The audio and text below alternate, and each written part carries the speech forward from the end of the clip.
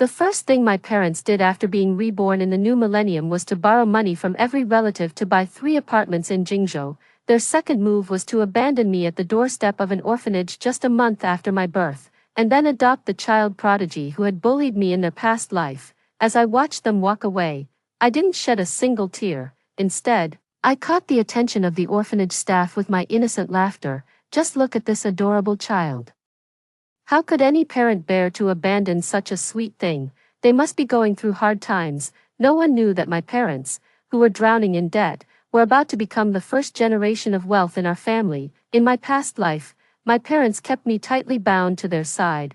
My dream of attending a prestigious university was dashed, the overseas opportunity one fought for slipped away, and the love of my life was torn apart from me. Yet in the end, our family's situation only grew worse.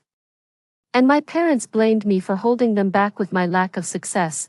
"Why can't you be as capable as other people's children? If it weren't for raising you, we would have been living a good life long ago." They strangled me in resentment, then committed suicide out of guilt. In this lifetime, they coldly abandoned me, wanting an outstanding child worthy of them. But later, my parents, who had gotten their wish, were begging me through tears to look at them one more time. The moment I saw how frantic my parents were about buying a house, I knew they had been reborn too. Dad put on his favorite jacket from his youth, and Mom reapplied that fiery red lipstick she hadn't worn in years. A basin of charcoal allowed them to return to the past, just as they had wished. The lingering tightness around my neck still reminds me of how my parents tried to kill me. In my past life, my parents always said their lives would have been so much better without me. It was because of me that this family fell into poverty. So, growing up insecure, I internalized just one thing: my parents have sacrificed so much for me, and I must work hard to repay their kindness. During my school years, I couldn't afford to offend any of my classmates, since my parents had to work away from home to support our family. If I had conflicts with classmates, there was no one to stand up for me. When my parents were called to school, they would end up blaming me instead. "Why do you always have to be so troublesome? We've worked our fingers to the bone to put you through school so you could gain knowledge, not go around stirring up trouble." From then on, I never fought back or talked back, enduring endless bullying throughout elementary and middle school. When it came time for college, thanks to my hard work and decent grades, I had the chance to apply to prestigious universities out of state. But my parents said they were worried I wouldn't have anyone to look after me if I went away, so they forcibly changed my applications. I ended up having to attend a local, ordinary university. When it came time to pay the tuition, my parents suddenly changed their tune. "We don't have much to offer. Raising you has already taken everything we have. You'll have to handle your tuition on your own. If it's too much, maybe you should just stop studying. What's the point of a girl reading so many books? You could start earning sooner if you enter the workforce early. We only want what's best for you." But I wanted to study to improve our family's living conditions and give my parents a better life sooner. Later, I managed to get through college by taking out student loans and working part-time jobs. At work, I fought hard for an overseas assignment, but my parents came to my company and made a scene, even threatening to harm themselves if I went. "We've sacrificed so much to raise you. How could you disobey us like this? You've grown up and think you're too good for us now. Are you planning to fly the coop and leave us behind? What an ungrateful child, you heartless wretch." Later, my chance to go abroad was snatched by a colleague who had it out for me, and the company fired me, claiming I couldn't balance work and family. Without a solid resume, my job prospects kept getting worse. So I ended up taking a cashier job near home to make it easier to take care of my family. When I reached marriageable age, I was lucky enough to meet a boyfriend who shares my values and outlook on life. His family was very supportive and even offered to buy us an apartment near my family's home, putting both our names on the deed. But my parents weren't satisfied. They demanded a bride price of 888,000 RMB and refused to let me bring it into our new home. His family wasn't about to be taken advantage of either. After much deliberation, he broke up with me and found a girlfriend from a similar background. Their families jointly bought an apartment in the provincial capital, and they got married not long after. The blow hit me hard. I was diagnosed with depression and lost a significant amount of weight. My parents, however, saw it as an opportunity to persuade me. "Men are never reliable. Him breaking up with you just shows he didn't love you that much anyway. Your family is your only real support.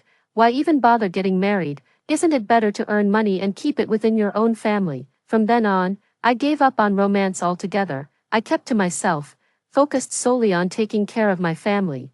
Then the convenience store near my home went out of business. And the other part-time jobs I had were only hiring younger people. I had no job, no friends, and no partner.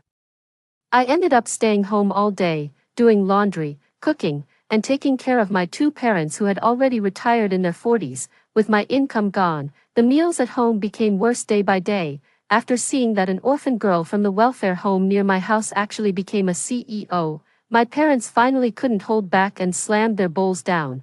They started relentlessly criticizing me for being a disappointment. Why can't you be as capable as other kids? After all the effort we put into raising you, we might as well have gotten a dog. Because of you, we'd become the laughingstock of the neighborhood. We should have smothered you at birth. When my parents actually strangled me to death, I didn't even think to fight back. It never even dawned on me until my last breath. Mom and Dad, didn't you love me? Why did you have to kill me? After I died, they committed suicide by charcoal burning out of guilt, but to my surprise, all three of us were reborn. This time, my parents were determined to change their fate. After buying a house, they didn't hesitate to abandon me and adopt an orphan who could have been a female CEO in her past life. As for me, I no longer want to be treated as an empty tool for barely clinging to life. After being carried into the orphanage by the aunties, everyone was captivated by my unusually well-behaved nature. Some of them prepared formula milk, others changed my diapers, and the older sisters brought toys to entertain me. This place is warm and cozy, with wall slogans that radiate the compassion and sense of responsibility emblematic of a socialist nation. Help bedridden children sit up, help seated children stand, help standing children walk, and help walking children run. It feels like it's been ages since I've had such a wonderful day. I'm so comfortable I could almost cry. For as long as I can remember, my parents have always compared me to the children from the orphanage. If it weren't for us raising you, you'd end up like those wild orphans in the welfare institution, beaten every day, starving and freezing, with nobody caring if you lived or died. If you don't behave, we'll abandon you and let you become one of those feral children. My parents painted the orphanage as a living hell. Terrified of being abandoned, I became excessively obedient, fearing that even the smallest mistake would get me thrown out. But after moving in, I realized my previous life had been worse than that of an orphan. After being reborn into infancy, I realized my mother had no breast milk, and there wasn't even formula at home. The rice porridge heating on the stove had already started to scorch. I was left in a wooden crate, with flies buzzing around my face. No wonder I grew up sickly and weak, and my height stopped at just 5 feet. My parents even claimed I was a picky eater as a child, refusing to eat this and that. It turns out I never truly experienced love in my childhood. The caregivers at the orphanage were all state-employed professionals, nothing like the stereotyped villains in cheap dramas. They took genuine, dedicated care of us. All our daily necessities, food, clothing, and living expenses, were funded by the state. The staff even gave me a beautiful name, Stella. She said I would be a child of the state from then on. I don't need to achieve great things, but I should hold on to my dreams and strive to be a good person. I grew up in an orphanage until I was 3 years old. Many volunteers and kind-hearted adults came to show their love during that time. Seeing how bright and healthy I was, they all wanted to adopt me, but each time, I let the opportunity for adoption go to my other siblings. They were genuine children who, even if well cared for at the orphanage, still yearned for family bonds and longed to have parents of their own. But I was different. To me, the life I had then was already heaven. I never knew that children were actually allowed to eat meat and eggs, that it wouldn't spoil me, but instead help me grow stronger and healthier. I also didn't realize that kids didn't have to do so much work. The kitchen aunties cooked delicious meals.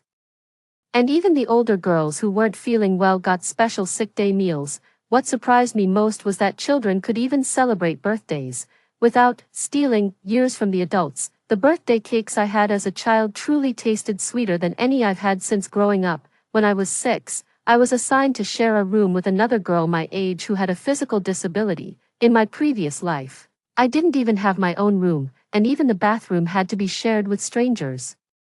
This time around, The two of us little girls actually ended up with a private bathroom. When I was 7, Mama Selena from the orphanage enrolled me in elementary school. Mama Selena told all the children that as long as they wanted to study, the state would support them all the way. Even through a PhD, the funding would never stop. If you can get in, we can afford it. I'm still attending the same public elementary school as in my past life, but this time around, I carry myself with so much more confidence.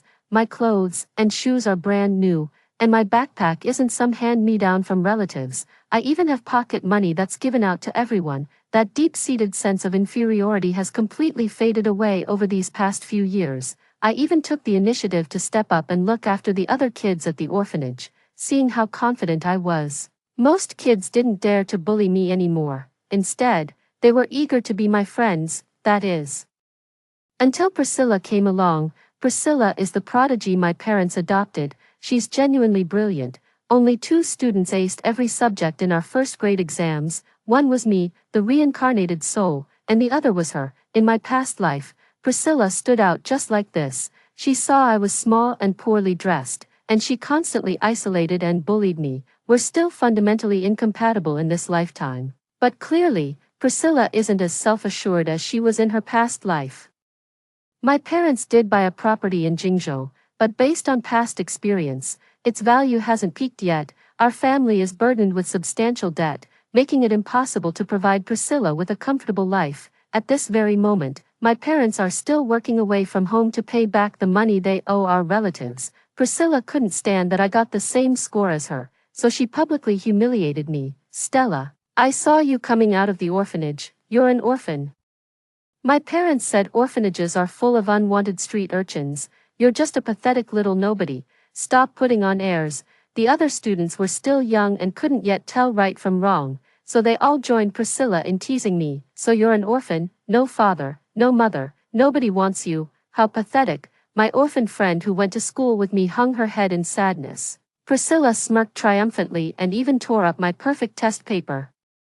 "What's a street urchin like you doing in school? You belong on the streets begging for change." She was waiting for me to be utterly humiliated. Then she went straight to the principal's office and squeezed out 2 big streams of tears. "Uncle Principal, someone called me a street urchin." Our group of orphans had already been brought to the principal's attention before enrollment, so we were under special watch.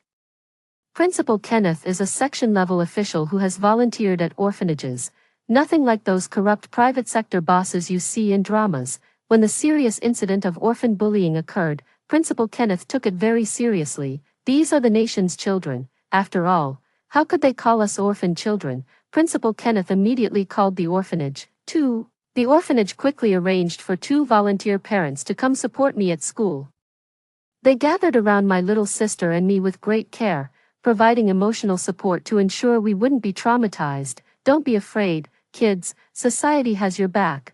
There's no need to feel inferior. Behind you stand millions of taxpayers offering their support." Yet Priscilla stood in the corner of the office, looking somewhat lost. Her parents simply had no time to come to school and stand up for her. She may have parents, but this time, I wasn't the one left alone. The principal called an emergency meeting to educate all teachers, emphasizing the need to address this incident seriously, care for the mental health of orphans, and put an end to the toxic culture of bullying them. I was appointed class monitor by my homeroom teacher, and the classmates who had once mocked me all realized their mistakes and apologized to me. Only Priscilla remained, acting like a clown, still stuffing trash into my desk and scribbling insults on my textbooks. I never internalized things. I always reported to the teacher. Over time, even though Priscilla was a good student, the teachers grew to dislike her for being a bully. A week later, her parents, who worked out of town, finally found time to come to the school. As soon as they saw Priscilla, without asking any questions, they both started scolding her at once. Then came the same old lecture they'd given me in my past life. "We work ourselves to the bone out there to provide for you, and instead of studying hard, you just cause trouble. Do you have no shame?" Even if Priscilla was a prodigy, she was still just a sheltered child who couldn't handle her parents' psychological torment. With her classmates' gossip adding fuel to the fire, the once proud and cheerful Priscilla suddenly felt more insecure than an orphan. Only after they finished beating Priscilla did my parents think to ask which classmate she had a conflict with. the homeroom teacher pointed at me. When my parents' eyes turned toward me, my heart still ached sharply. They were the parents who gave me life, and the ones who destroyed it. We're done for good, there's nothing left between us. I kept my composure, betraying no emotion, and carried myself with quiet dignity. My parents stood frozen, their faces a mask of utter astonishment. It's Sienna, that wretched girl seems different from her past self, my parents muttered under their breath, but ultimately didn't come to disturb me. When school let out, I was walking back to the orphanage with my girlfriends when I spotted my parents at the crossroads with Priscilla, carrying brand new school supplies and textbooks. Seeing us pass by, my parents immediately started lecturing Priscilla loudly. Look how well your parents treat you, they discipline you because they love you. The kids in the orphanage don't even have parents to care for them, who would buy them study materials. They're just a bunch of poor souls. You better behave and repay your parents, or we'll send you to live like a wild child there too. Understand? Priscilla nodded while wiping away her tears. My little sister and I didn't say a word, quickly walking back to the orphanage. The Education Bureau just donated a bunch of facilities to our orphanage, including a piano room, an art studio, a basketball court, and ping-pong tables. We don't have time to watch my parents show off. We're too busy heading back to join our friends for extracurricular activities. Our piano teacher is a renowned master from the provincial capital. I'd actually seen him on TV in my past life. Priscilla, staying at my place, probably won't get the chance to hear a master perform. After that incident at the start of the school year, my life at elementary school became quite comfortable. At the orphanage, I had my own study space and no longer got bogged down by family chores. My grades kept improving, and I ranked first in my grade every year. I even spent my free time tutoring my brothers and sisters to help them improve as well. Education can change your destiny. As long as these kids are willing to keep studying, the country will continue to support us. Things turned out differently for Priscilla this time around. She's naturally sharper than I am, which made our parents' lectures even harder on her. Part of her believes our parents love her, but another part is full of self-doubt, leaving her utterly conflicted. After I entered middle school as the top student, I noticed Priscilla started hanging out with troublemakers from outside the school. A cheap soda was all it took to make her act all sweet and coy. Priscilla's grades took a nosedive during my first year of high school, when I was honored at a school-wide assembly for my outstanding academic performance. Priscilla nearly got expelled for messing around with those delinquents. My parents suddenly realized that I had become so outstanding in this lifetime. When I returned to the orphanage after school, I saw my parents arguing with the matron about something. Upon seeing me, my mother forced an unnatural smile. Sienna, no, your name is Stella, right? Would you like to come home with us? We'd like to adopt you. From now on, you'll have a mom and dad. I couldn't help but smile watching my parents put on such an earnest performance. They saw that Priscilla was struggling academically while I was thriving, and it made them nervous. They're worried I might end up more successful than Priscilla. Then they'd really be losing out. They only adopted me as a backup plan. I shook my head and hugged the headmistress tightly. I don't want to be adopted. The orphanage is my home, and everyone here is my family. Seeing the parents' displeased expressions, the headmistress tactfully explained, our Stella has always been a sensible and well-behaved child since she was little. Many families wanted to adopt her, but she refused them all. Now that she's grown up, she doesn't need adoption anymore. Besides, your family has already adopted one child, so you don't meet our institution's eligibility criteria for adoption. My parents were instantly infuriated and embarrassed when they saw me refuse. An ungrateful child like you will never amount to anything in the future. My parents left, and I became even more determined and hardworking than before. In my past life, I also thought it was my own lack of talent, but now at the orphanage, these parents who aren't related by blood all say that Stella is the most gifted child, and that she'll definitely grow up to be a good young person who contributes to society. I don't want to let them down. I buried myself in my studies, winning scholarships left and right, and all the other children at the orphanage look up to me as a role model. Those rebellious kids who used to resist discipline and wanted to drop out to roam the streets have now changed their minds. They're determined to study their hearts out. By the time senior year rolled around, housing prices had skyrocketed to absurd levels, growing at an exponential rate. My parents, who owned 3 properties in Jingzhou, finally held their heads high and became local celebrities. relatives, and friends who once looked down on my parents now flocked to our house for drinks and gatherings, constantly praising them for their foresight. My parents just smiled without saying a word. Just luck, all just luck. Priscilla regained a bit of her confidence and started flaunting her wealth at school every day. You couldn't afford a single house in Jingzhou in your entire lives. My family owns 3. Priscilla completely gave up on studying, with 3 properties in Jingzhou. She's set for life. Why bother with the grind of studying? When college entrance exams came around, I was admitted to Jing University as the top scorer in the province. After learning I was an orphan, the university waived my tuition, and both the local government and my high school awarded me additional scholarships. I set aside enough for my daily expenses and donated the rest to the welfare home. The caregivers at the welfare home were so proud of me that they threw a special celebration for my college admission. I don't have any blood relatives here, yet every single person here feels like family to me. Things aren't looking so good for Priscilla. She gave up on her studies early on, and her college entrance exam scores weren't even enough to get into a local public university. She had to shell out a fortune for a private college just to scrape by and get a diploma.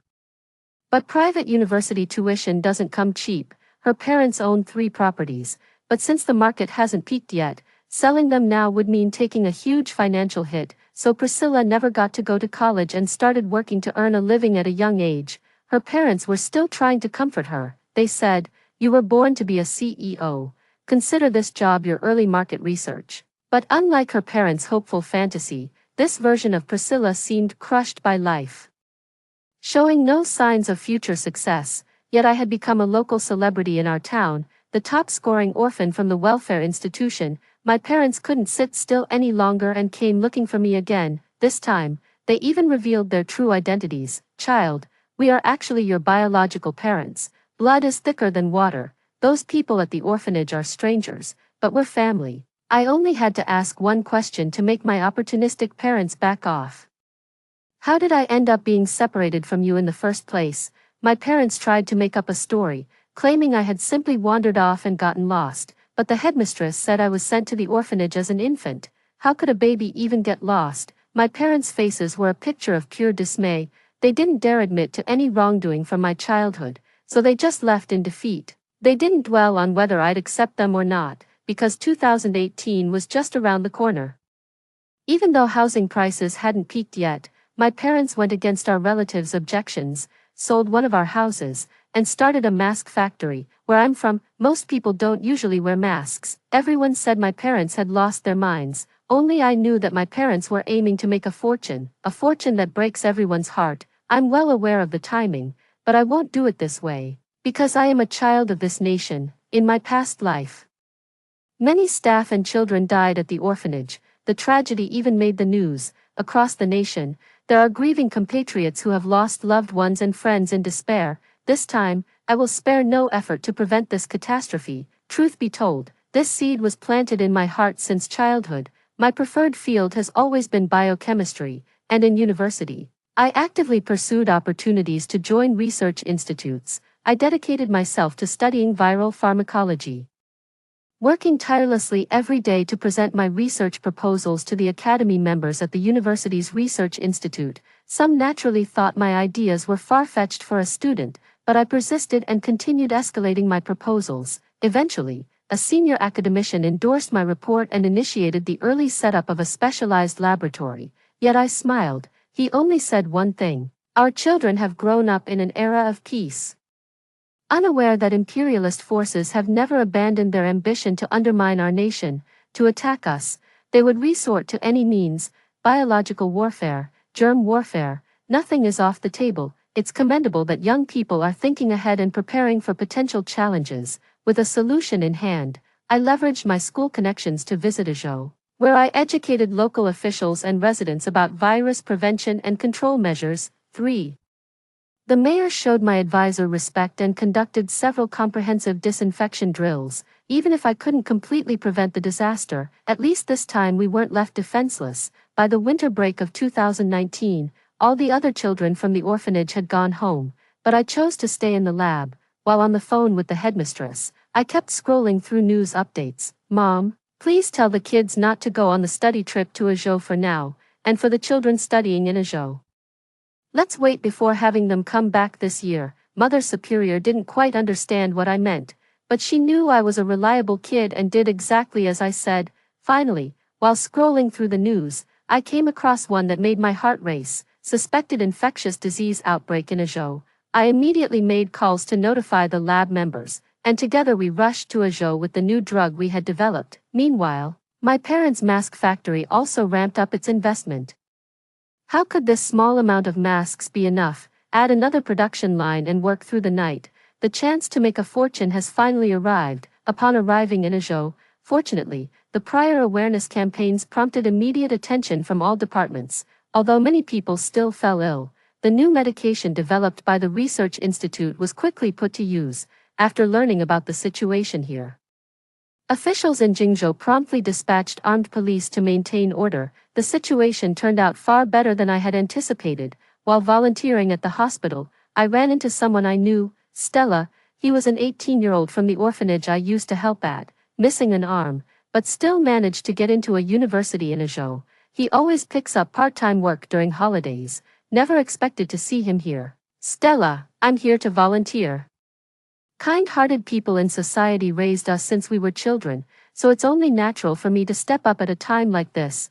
This young person truly understands social responsibility. Through everyone's relentless efforts, the situation was finally brought under control. The disease did not spread on a large scale, and the few cases that were brought back to hometowns were quickly contained. In this lifetime, may the mountains and rivers remain unharmed, and life's simple pleasures stay ordinary. My parents, who had been urgently producing masks, were completely taken aback by this turn of events. In their bid to earn more money, my parents even took out loans to expand their production capacity, but this time, it turned out people didn't need masks as much. Unable to pay the final installment, my parents' mask factory went bankrupt soon after. To settle the debts, they had to sell another house. Priscilla had hoped to ride on her parents' coattails to become wealthy. But unexpectedly, they lost yet another property. With her quick wits, she tricked her parents into signing blank documents, sold their last house in Jingzhou, and used it as a down payment to leverage the purchase of 4 more properties. Real estate is the most valuable asset. Get on board even if it means taking out a loan. My parents had a second chance at life and knew that housing prices move in economic cycles. Even without a disaster, the boom wouldn't last much longer. People are reaching their breaking point. Priscilla bit off more than she could chew, dragging the whole family back into the grind of mortgage payments. My parents want to sell the 4 newly purchased apartments in a desperate bid to survive, but Priscilla tricked them into signing away the properties, so they no longer have the right to sell them. They have no choice but to struggle through repaying the mortgages together. Yet, the day of the crash finally arrived. Priscilla put down very low down payments on all 4 of her properties. Now that she's defaulted on the mortgage, the only option is to let the court auction them off to repay the debt. My parents are only in their 40s, but they already have gray hairs from a lifetime of struggles. After more than 20 years of relentless hard work, they ended up worse off than they were before. My outstanding performance in Azhou earned me a special national commendation. And right after graduating from university, I secured a key position at a research institute. Later, I went abroad to pursue a PhD, and eventually became the youngest academician at the institute. Upon returning to China, my first stop was the orphanage to visit the parents who raised me. To my surprise, after hearing about my achievements, my biological parents reached out to a television station. They spread false rumors to the public, claiming I was an unfilial daughter who enjoyed life abroad while neglecting my parents. It's often the educated who are heartless. What's the point of such high qualifications if you've lost your basic humanity? My status as the youngest female academician was already sensitive, and I was immediately thrust into the spotlight. Seeing my parents' pitiful state, everyone's first reaction was to take the moral high ground and condemn me.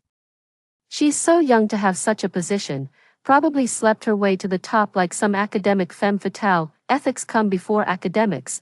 What good could possibly come from the mind of a self-serving opportunist who won't even care for their own parents? The institute should revoke her academician nomination. That'll put her in her place. Come on, let's report her together. We can't let people like her hog all the opportunities. I didn't feel the slightest bit of panic. How can you expect support in return when you never provided care in the first place? The the online harassment targeting me began to spread rapidly. Giving birth to you was less worthwhile than frying a piece of pork. They should have been smothered at birth. Does anyone have her address? Let's pay her a visit. Upon learning of the situation, the organization immediately issued a statement to clear my name. None of the above allegations are true.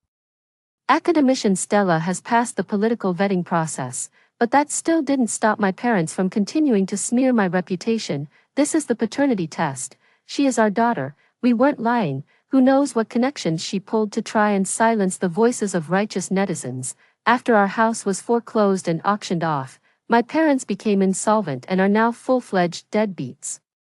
Priscilla works away from home and doesn't promptly send the money she earns to her parents. At some point, they secretly took my hair and produced a paternity test. It seems they're dead set on making me the fall guy. My parents sent me a private letter saying that if I don't want to be publicly disgraced, I must acknowledge them, fulfill my filial duties, and send them abroad to live in a villa. I didn't respond to them, but instead took the initiative to contact the television station. Hello. I'm the person at the center of the recent female academic abandons biological parents incident. I'd like to do a live stream to address the public. On the day of the broadcast, I wore a tailored suit, my hair perfectly groomed, looking every bit respectable, yet my parents looked worse off than homeless people. They were the first to win sympathy points. The barrage of insults against me never stopped. A wolf in sheep's clothing, what's left for this kind of person to argue about?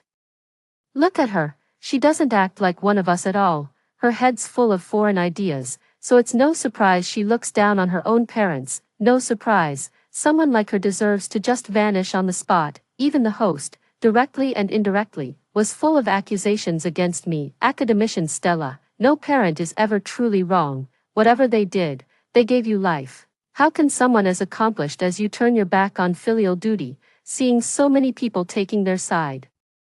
The parents doubled down on playing the victim, dramatizing how much they had suffered over the years. Just then, several people holding videotapes suddenly entered the studio. They shouted at the top of their lungs, "Stella isn't their child. They have their own children to raise. Stella is our child." It was my foster mother Selena, Olivia, my foster fathers Samuel and Henry, Daisy, Ethan. They all came to testify for me. The videotape documented how I grew up in the orphanage from childhood to adulthood. There's footage of my first time rolling over, my first steps, and even me sitting quietly in the cafeteria, feeding the disabled children beside me. Mother Director explained that to protect the orphans' physical and mental well-being, these records were originally kept confidential and not released to the public. Only when the orphans grow up can they decide for themselves whether to make them public. As she spoke, Mother Director became emotional and started to cry. Stella was just 1 month old when she arrived at the orphanage. I've never been able to understand how any parent could be so heartless as to abandon such an adorable child. They abandoned their own child, then had the nerve to adopt another from the orphanage while completely ignoring Stella. What gives them the right to demand that she support them now? Looking back on my own childhood, I couldn't hold back my tears. It wasn't out of self-pity, those were tears of happiness. In this lifetime, with so many kind parents, I am already the happiest child in the world. In front of everyone, I knelt on stage to honor these parents of mine who are not related by blood. Dad, Mom, thank you for dedicating your youth to raising Stella. Just as you hoped, I've grown into a responsible adult who contributes to society. You can rest assured now. My parents helped me up, and we held each other, weeping bitterly. The paternity test clutched in their hands now seemed like a cruel joke. Both the live audience and viewers online finally caught on. So, she was an orphan raised in a welfare institution. It just came back to me. Years ago, there was that orphan who topped the national exams. It was her, Stella. She was the top scorer, so it's no surprise she became an academician. And that's not all. Recent reports say that when the epidemic broke out in Ajo, it was thanks to the new drug developed in advance by academician Stella that major losses were avoided. She's a national hero. My story quickly went viral online, moving countless people to tears. This is exactly what my tax dollars should be funding. Academician Stella is truly remarkable, a credit to our nation. Her achievements today owe something to my contributions as well. Academician Stella was abandoned at such a young age. Her biological parents should be held accountable for child abandonment. People have finally come to realize this. the trial of my parents has officially begun. According to the ruling by the relevant authorities, after abandoning me, my parents orchestrated an online smear campaign to maliciously defame a national hero. Their crimes were deemed particularly egregious, resulting in both being sentenced to 5 years in prison. Their adopted daughter, Priscilla, not only never visited them but even started live streaming online. She poured out her anguish over her troubled upbringing, rode the wave of internet trends, and skyrocketed to become a major influencer.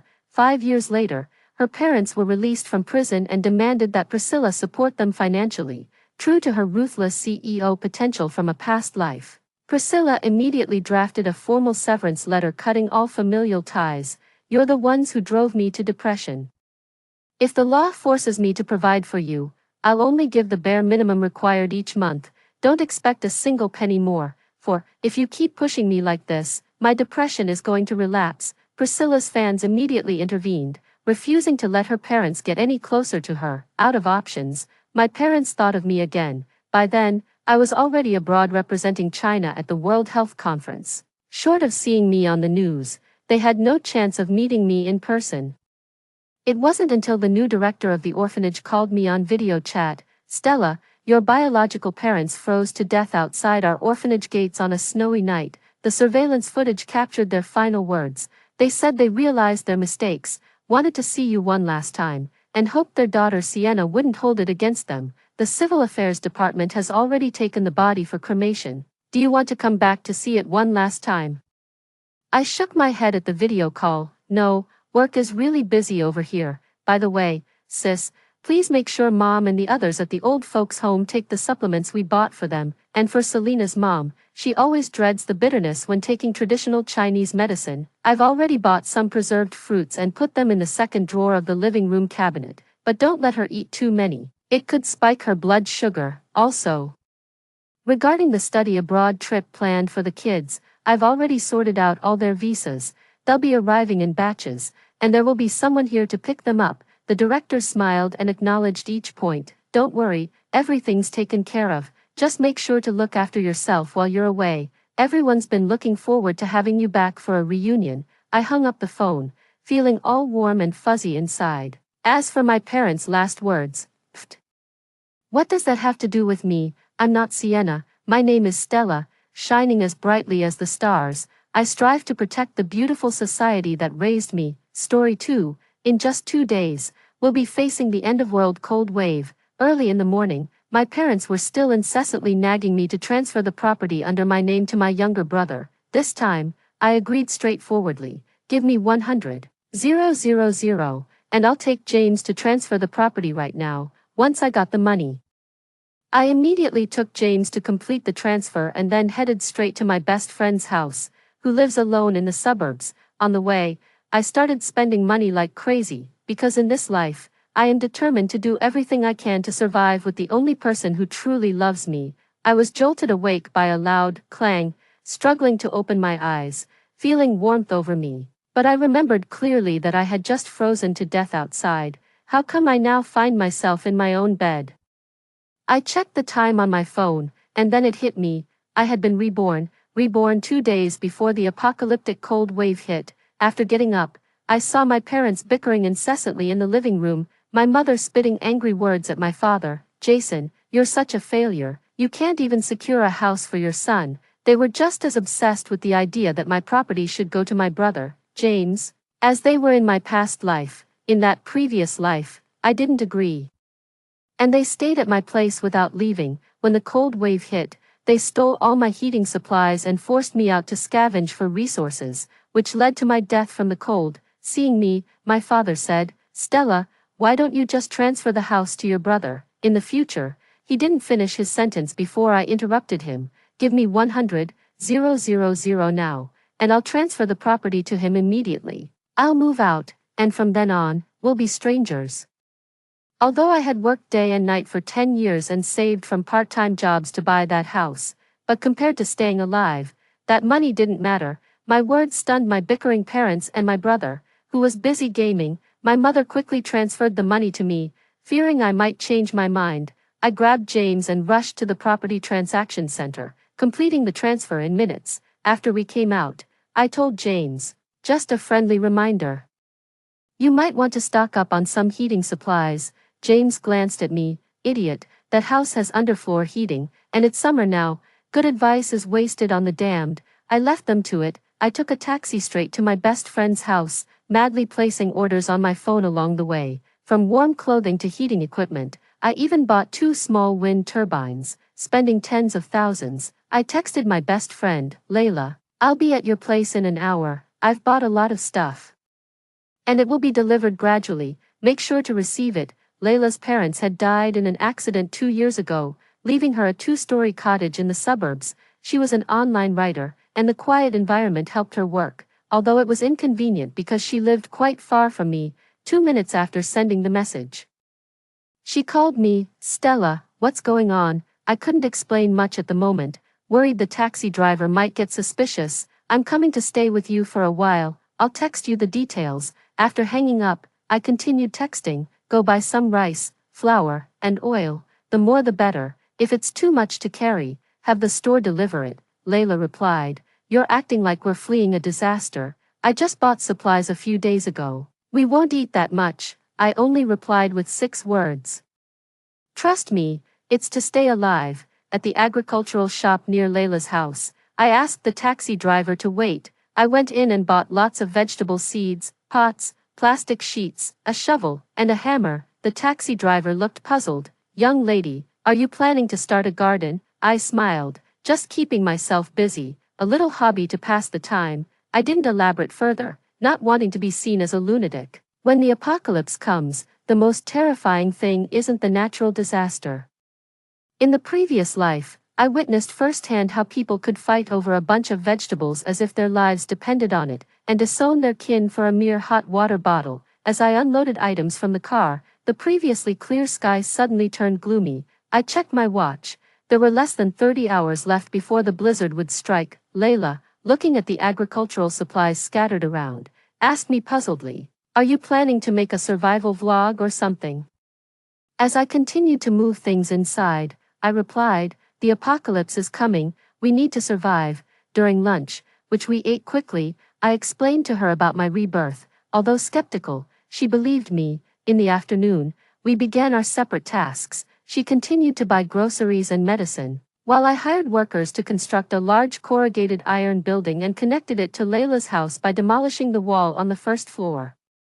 I also had the workers raise the height of the perimeter wall and install anti-climb netting. The workers joked, "What are you girls preparing for?" I quipped back, "We 2 girls living together need to feel safe. You never know when thieves might strike, and we'd be in real trouble." By the time everything was ready, it was already dark. The next day, I asked Layla to stay home and wait for deliveries while I used all our savings to buy the most crucial supplies, coal.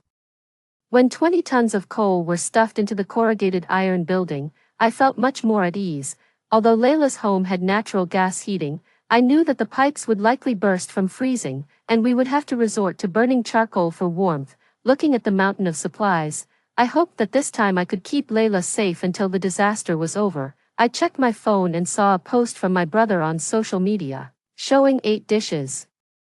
Likely all from what I had stored in my fridge. His caption read, "Housewarming, full of happiness with the family." I commented in return, "There's steak and meat in the freezer that I bought. Don't touch them, I'll be taking them tomorrow." Knowing my brother and mother's nature, they would probably eat all the meat tonight and leave none for me, but that was exactly my intent. We'd see how happy they'd be after tomorrow. Before going to bed that night, I charged all the hand warmers and power banks fully. I also filled 5 insulated barrels with hot water. After a busy evening, I took a hot shower and planned to go to bed, remembering that the blizzard was supposed to start the next day. Then, my mom video called me over Instagram. "Bring some meat tomorrow. There's barely any at your place, not enough for anyone to eat." I scoffed, "If you want meat, buy it yourself, I'm busy," and hung up. In my previous life, I thought since we were family, it wasn't necessary to quibble too much, but their behavior only worsened. They forcibly moved into my house, took over my room, and I had to sleep on the floor. Besides working, I had to do all the housework while they did nothing at home. When the apocalyptic cold wave hit, they kicked me out, leaving me to freeze to death on the streets. Thinking of this, my nails dug into my flesh. Hatred spreading endlessly. Layla must have heard my video call. As she came out from the bedroom and hugged me, "Stella, since fate has given you a second chance at life, let's cherish it and strive to survive," she said. I nodded firmly and blocked all contact with my family of 3. As I went to bed, I quietly told Layla, "From now on, you are my only family." Sure enough, the next morning at 8, it was still dark, and social media was abuzz with novelty, and I knew the blizzard was about to begin. At 9 o'clock, the sky began to brighten slightly, followed by a heavy snowfall that blanketed everything from above. I checked the thermometer. It was -10 degrees Celsius. After Layla turned on the TV, the news reported, "Dear citizens, due to sudden weather changes, emergency heating will be provided before 6 p.m. today. Please prepare for the cold." No region in the nation was spared. Even High Bay, which is summery all year round, experienced snowfall, taking advantage of the snow not being too thick yet. I started clearing the snow at the door with Layla. It would only get harder as it piled up. Sooner or later, we would be trapped inside our house. By evening, there was already more than 20 centimeters of snow outside, and it showed no signs of stopping. Layla and I were cozily eating hot pot with the heater on. Layla handed me a slice of cooked tripe. "I'm so glad to have you, otherwise, I would have frozen to death alone. By the way, what happened to me in my last life?" I smiled. "Let's not talk about the past life. What matters is that we have each other now, and we need to strive to survive together." I feel guilty when I think about Layla in our previous life. When I was kicked out by my parents to scavenge for supplies, I begged her for help. She didn't hesitate to come and pick me up in her car, which didn't have anti-skid tires, but it flipped over, and she was severely injured and trapped, ultimately passing away before me. We had a video call before she died, and I remember her eyes were full of tears, crying, "Stella, I'm so useless. I couldn't save you. This time, I will save her." Just then, my phone rang with a number I didn't recognize, and I regretted picking it up. "Stella, you wretched girl, your mother told you to bring food today, and you dared not show up. Do you want us to starve to death?" I didn't say a word, hung up, blocked the number, and turned off my phone. I could imagine my mother spitting mad on the other end of the phone. I savored a couple more bites of marbled beef, feeling relieved. Actually, with proper planning, the supplies at home could last them 3 to 5 days, but they fear I would squander everything if I returned in one day. They've made their bed, now they must lie in it. For the next 3 days, it was a blizzard every day, and Layla and I spent our days continually clearing the snow from the yard to the outside. The temperature dropped from -10 degrees Celsius on the first day to -40 degrees Celsius, plunging the nation into a winter panic. The rumbling of the snowplow trucks was non-stop, echoing through every corner of the city 24 hours a day, and the heating company's repair lines were overwhelmed. People started desperately raiding supermarkets for supplies, grabbing anything they could get their hands on, regardless of whether they needed it or not. Trampling incidents occurred frequently, but official support was also on its way, with helicopters dropping supplies to various communities daily. I saw a message from the property manager in the residents group chat. "Miss Stella, we are distributing cold weather supplies to everyone, but we haven't seen you recently. Are you at home?" I quickly replied, "I'm on a business trip and won't be home recently. Please give my share of the supplies to someone else." After that, I received praise from my neighbors, and some even sent me red envelopes. But just then, the wall-mounted heater alarm went off. The heating had stopped. Fortunately, the room temperature could last a few more hours, and in the evening, I cooked a pot of ribs on an induction cooker. Layla and I, dressed in fleece pajamas, huddled around the steaming induction cooker, feeling no cold at all. Before going to bed, I spread out the electric blanket and turned it on in advance, so the bed would be warm when it was time to sleep. In the middle of the night, I was awakened by the ringing of the phone. Groggily pressing the answer button. "Stella, you bitch, how dare you stop the property management from delivering supplies to us? You're going to pay for this," James roared over the phone. I scoffed in response. "If you had just stayed in your hometown and not coveted my house, you wouldn't be suffering like this now. You only have yourselves to blame." After I spoke, James's voice suddenly turned sinister. "Stella, if I don't die this time, I'll make sure your life is never peaceful again." I wrapped Layla's blanket tighter around her and retorted, I've been vaccinated for rabies. What makes you think I'd be afraid of you? I didn't wait for his response, just hung up and blocked his number, curious to see how many more numbers he might try to contact me from. The next morning, I got up early and quickly put on thermal underwear, a sweater, and a down jacket before I felt warm enough. I covered Layla, still sleeping soundly, with my blanket and checked the weather forecast on my phone. The temperature had dropped overnight. It was now minus 54 degrees Celsius outside. Most of the news updates were about the government's emergency response initiatives.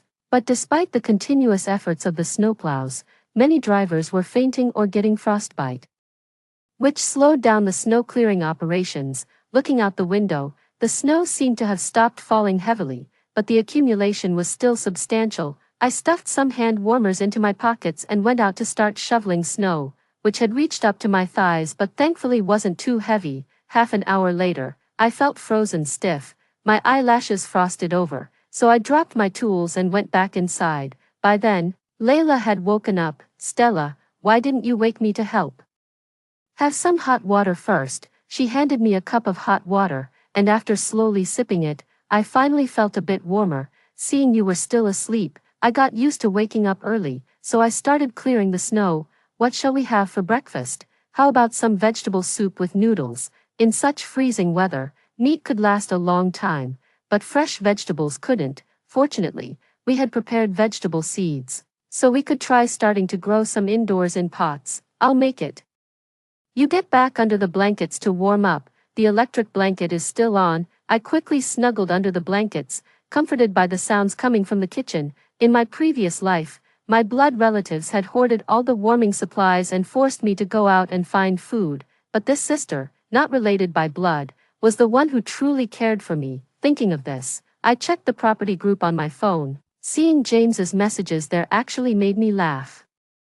I don't know how James managed to get into the group, but he had turned into an online beggar, which was hilarious. Any kind neighbors can spare some unused blankets and warm clothes. We just bought a house and hadn't prepared before this disaster struck. Once the disaster is over, our family will be very grateful. An hour passed, and no one responded to him. In this disaster, people were spending thousands just to get supplies. And here he was, hoping to freeload. His brain really must be connected directly to his intestines, stuffing anything in it. Thinking this, I re-added him to my contacts, and he quickly accepted. "Don't say I'm not helping you. The temperature is still bearable. You could wear all the clothes you have at home, wrap yourself in a blanket, and run to the supermarket downstairs to get some supplies." After sending this message, I sent another to the supermarket owner downstairs. "Brother, with this crazy weather, make sure your store is secure, to prevent someone with intentions from stealing." But I didn't even need to think about it. He would definitely take my advice. Hopefully, the supermarket owner would go easy on him. Well, actually, he should show no mercy. After sending these two messages, I started browsing the news again, and already, several places had started experiencing power outages due to the blizzard and low temperatures, wondering when our power might go out. I got up again and started tinkering with the small domestic wind turbine. Fortunately, I had always been the handy one at home, so assembling and installing various things was not a challenge for me. By the time Layla finished cooking, I had also set up the wind turbine. The vegetable soup was enhanced with some minced meat, paired with chewy noodles, making a satisfying meal in the freezing weather. Once Layla had finished eating, she remained silent. "Layla, your cooking is truly beyond words. I'll continue clearing the snow this afternoon, and you can look into planting some vegetables."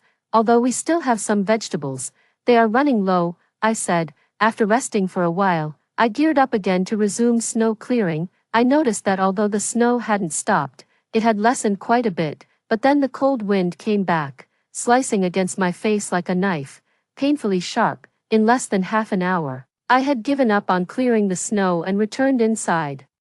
My phone had even shut down from the cold. While I was making ginger tea, I warmed my phone under the blankets and restarted it to find a barrage of frantic voice messages from James. I opened them and couldn't help but laugh. "Stella, you wretch, because of you I didn't get what I needed and even got beaten up.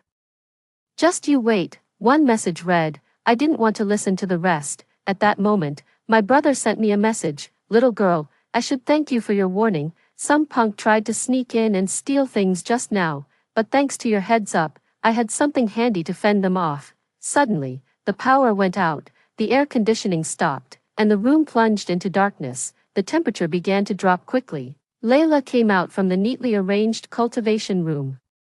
Her face panic-stricken and her voice trembling. "Stella, the power's out. What do we do?" I quickly found the rechargeable lights I had prepared earlier and turned on two to illuminate the whole house, comforting her. "Don't worry, we have a generator. I'll go connect it right now." Soon, the air conditioning was back on, but I still felt uneasy. I wasn't sure how long the wind turbine would last. In the evening, I prepared spicy and garlic-flavored crawfish. A comforting choice in the chilly weather. Before eating, I took a photo with my phone, which puzzled Layla. "Stella, posting this on social media now is asking for trouble. What if someone sees it and comes to steal from us?" I just smiled and said, "I'm not posting it on social media. This is for a beast." After sending the photo to James, he quickly replied, "Stella, I order you to bring those crawfish to me and my parents right now. Then maybe I'll consider leaving you a room in the future." I scoffed at his audacity and replied, "I think you're not treating yourself as an outsider, you're not treating yourself as a human at all." After sending the reply, I ignored him and enjoyed the crawfish with Layla, but before we finished, a loud bang came from the entrance of the courtyard. Layla and I put down our crawfish, and I gestured for her to stay inside. I took a big swig of vodka for courage and grabbed a hammer to go check it out. The cold wind made me shiver. But I couldn't care less about the cold because the front gate had been smashed open by a taxi. The driver who had dropped me off a few days ago, wrapped in a thick cotton coat, got out of the car and said fiercely, "Little girl, I know you have food here, share some with me." I really have no other choice. I have elderly and children to care for. I hesitated. If I gave him some, what would Layla and I do? If I didn't, I wasn't sure I could handle him given his size. Seeing my hesitation, he continued, "Don't worry, I don't need much, just half will do. Otherwise, I'll have to take it myself, or I might just get the others around here to come too." Asking for half. How could he so shamelessly say it wasn't much? But I didn't dare to confront him directly. "Big brother, I can share some food with you. Just wait here while I go inside to get it, but you must promise not to reveal this to anyone." After I finished speaking, I quickly darted into the house, locked the door securely, and together with Layla, we moved the dining table to barricade the entrance. By then, my elder brother outside must have realized that I was deceiving him and began furiously pounding at the door. "I'm telling you, don't refuse the toast only to drink the forfeit," he yelled. The door, which Layla had reinforced and thickened after her parents passed away, held firm, no matter how hard he smashed against it. After several minutes of relentless pounding, there was sudden silence. I figured it was probably due to the cold, and he couldn't bear it anymore and left, but I was wrong. As it turned out, more people had gathered outside. Peering through the peephole, I saw at least 4 or 5 individuals. Layla glanced at it, her voice trembling. "Why is neighbor Wang also? I used to help his children with their homework regularly. How could he do this to us?" I patted Layla on the shoulder. "This is the apocalypse. Human nature is unpredictable. Everyone becomes desperate to survive." The sounds of banging continued incessantly, piercing the dark night. With a loud crash, the glass shattered. Realizing the danger, I grabbed a hammer and rushed to the window. The driver, his lips purple from the cold, had already climbed onto the window sill, his appearance sinister and eerie. I wanted to hit him with the hammer, but from this angle, I would strike his head, and I hesitated. While I was still in shock, he lunged at me. Layla screamed. And then I heard a loud crack. The driver was now on the floor, howling in pain, clutching his leg. I turned to see Layla, holding a baseball bat, standing frozen and trembling. I never imagined that the usually timid Layla could be braver than me at that moment. However, people outside the window began trying to enter again. This time, I decided not to hold back, wielding the hammer at anyone attempting to come through. The 2 men, trying to dodge my swings, were forced to retreat. Layla, still holding the bat, watched the driver lying on the ground. I quickly went back to the kitchen, fetched half a basin of water, and threw it out the window at the intruders. The water turned to ice upon contact with them. I yelled furiously, "Come on, keep trying, and you'll meet my hammer next." As I spoke, I swung the hammer forcefully, Even though my arms were already sore, the group exchanged looks and scrambled away. Probably figuring they would get frostbite if not freeze to death after causing such a commotion, unlikely to bother us again soon. But what to do with the driver then became a problem. I tied his hands and feet with a rope, checked his leg injury, and found it was just severely swollen but not broken. Layla suggested we just keep him locked up, but I saw him as a ticking time bomb. Throwing him out would surely lead to his death from the cold, and I was torn about what to do when he finally spoke. "Ladies, I beg you, please spare my life. If this damn disaster ever ends, I'll repay your kindness, even if it means working like an ox or a horse for you." In the end, we decided to let him go. Perhaps it was because I couldn't bring myself to be harsh, or maybe it was because I remembered the photo of his smiling little boy in his car. We sprayed some Yunnan bayao on his leg, gave him a bag of rice, a bag of flour, and a can of oil. He limped away in his car, which had been modified with anti-slip tires. Layla and I used 10 layers of plastic sheets to seal the window again, though not as good as glass. It was at least not too drafty. In the following days, the snow grew heavier, and Layla and I couldn't keep up with clearing it, so we had to stop, until the cold spell lasted for 15 days. Our wind turbine broke down, although we lost the air conditioning. Layla's house, a self-built home, used to have a charcoal burning stove before it was converted to natural gas. Fortunately, we kept the stove in the storeroom. After we dragged it out and connected the flue, we tried to start a fire. After we both coughed and teared up from the smoke, we finally succeeded. Although the underfloor heating pipes were frozen, the stove glowed red hot. Warming the house, gathered around the stove, it wasn't too cold. Unfortunately, the vegetables we planted couldn't survive the low temperatures, leaving us with only meat and instant food now. At night, we'd huddle under one blanket, stuffed with hot water bottles and hand warmers, and I also had heat patches stuck on my body. During this time, James bombarded me daily with messages on Instagram, ranging from threats to desperate pleas, but I ignored them all. It's ridiculous.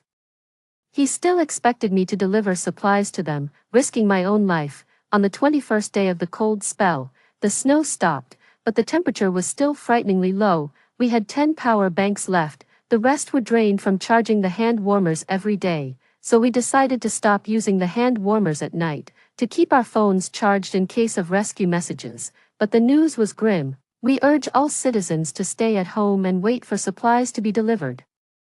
Do not go out to avoid risking lives and property. When I clicked on it, I found out that many people couldn't take it anymore and had driven out in search of supplies, but most lacked the skills to equip their vehicles with anti-skid tires. Instead of finding supplies, many died in accidents. People were anxious and fearful. That day, while Layla and I were grilling meat over the stove, James went crazy again, his calls vibrating my phone non-stop, to enjoy our grilled meat in peace. I finally answered his video call. "Sis, please, save me and Mom. Dad has frozen to death." I was surprised. That man who never had a say at home was dead, and this was the first time in over 20 years he had called me sis. Before I could react, James knelt down in the video. "Sis, I'm begging you, we were wrong before. Please save us just this once. You can have the house back." I felt a pang of sympathy, but then I remembered how they treated me last time I begged them not to throw me out, only to be mocked by James. Watching James cry, I remained unmoved. I remember there's a box of barbecue charcoal in the storeroom on the lowest shelf. You can use it for warmth. As for food, figure it out yourselves. After that, I hung up and turned off the video, not wanting to waste any more phone battery on them. I fiddled with the meat on the stove, and Layla looked at me, hesitating before finally speaking. "Stella, after how they treated you, how can you still?" I stuffed a sizzling piece of meat into my mouth and smiled. "Ever heard of carbon monoxide poisoning?" Layla's mouth fell open in disbelief. Indeed, burning charcoal could provide warmth, but in a high-rise building with the windows and doors tightly shut in this weather, incomplete combustion of the charcoal without proper ventilation would lead to death. I took a sip of the strong liquor, the spiciness making my eyes water. "Layla, this is all just karma. Having you is enough for me." The next morning, I started my day with ginger soup and turned on my phone to check the news, but habitually opened Instagram's unread messages first. There was a message from James sent at 4 in the morning. "Stella, you're so cruel. There were no more messages after that. I guessed he and his mother might have met the same fate as Jason. I felt no sadness, even felt refreshed, and I ate 2 extra meat buns for breakfast. The news was as bleak as ever. With the authorities continually advising everyone to stay indoors and wait for rescue, I'd like to remind everyone not to burn things at home to keep warm, as the number of people dying from fires and carbon monoxide poisoning is increasing. By the 40th day of the cold spell, Layla and I were running low on food, but fortunately, we had enough coal and water. We started eating just one meal a day, either soup noodles or rice porridge with a bit of minced meat. Although eating the same thing repeatedly was tedious, it was better than starving or freezing to death at home. On the 48th day, the weather forecast announced that the snow had stopped, but the temperature had not risen. Instead, it dropped even lower. We tried to open the door to check the situation, but the snow had already sealed the doors and windows tightly. Luckily, I had bought dozens of rechargeable lights, so Layla and I didn't have to live in darkness without electricity. On the 53rd day, my worst fear happened. Layla fell ill. She began to suffer from recurring fevers, peaking at 40 degrees Celsius, her body red and hot as if boiled. Despite her chattering teeth and claims of feeling cold, the fever-reducing medicine would only work for a few hours before her temperature spiked again, leaving me in complete panic. By the next day, she was alternating between moments of lucidity and unconsciousness. Even when awake, she couldn't speak. She gripped my hand tightly. Managing a pale smile, I knew she was encouraging me to keep going, but I couldn't stop my tears. I stopped conserving battery on my phone, set alarms to administer her medication every 6 hours, and continuously wiped her palms and soles with alcohol. At night, I piled all the blankets on us and used my body heat to warm her, removing my clothes for extra warmth. After 3 days, her temperature stabilized at 38 degrees, and she remained conscious, although her throat was still inflamed, making speaking difficult. "Stella, you, rest more." "I am much better now." Hearing her say that, my heart finally eased. To help her recover quickly, I returned to serving 3 meals a day. Each meal was a watery porridge with more soup than rice, and I added vegetable packets saved from instant noodles to her meals, hoping to provide some vitamins. Even though the contribution was minimal, it was the only method available. By the 58th day, she was no longer feverish.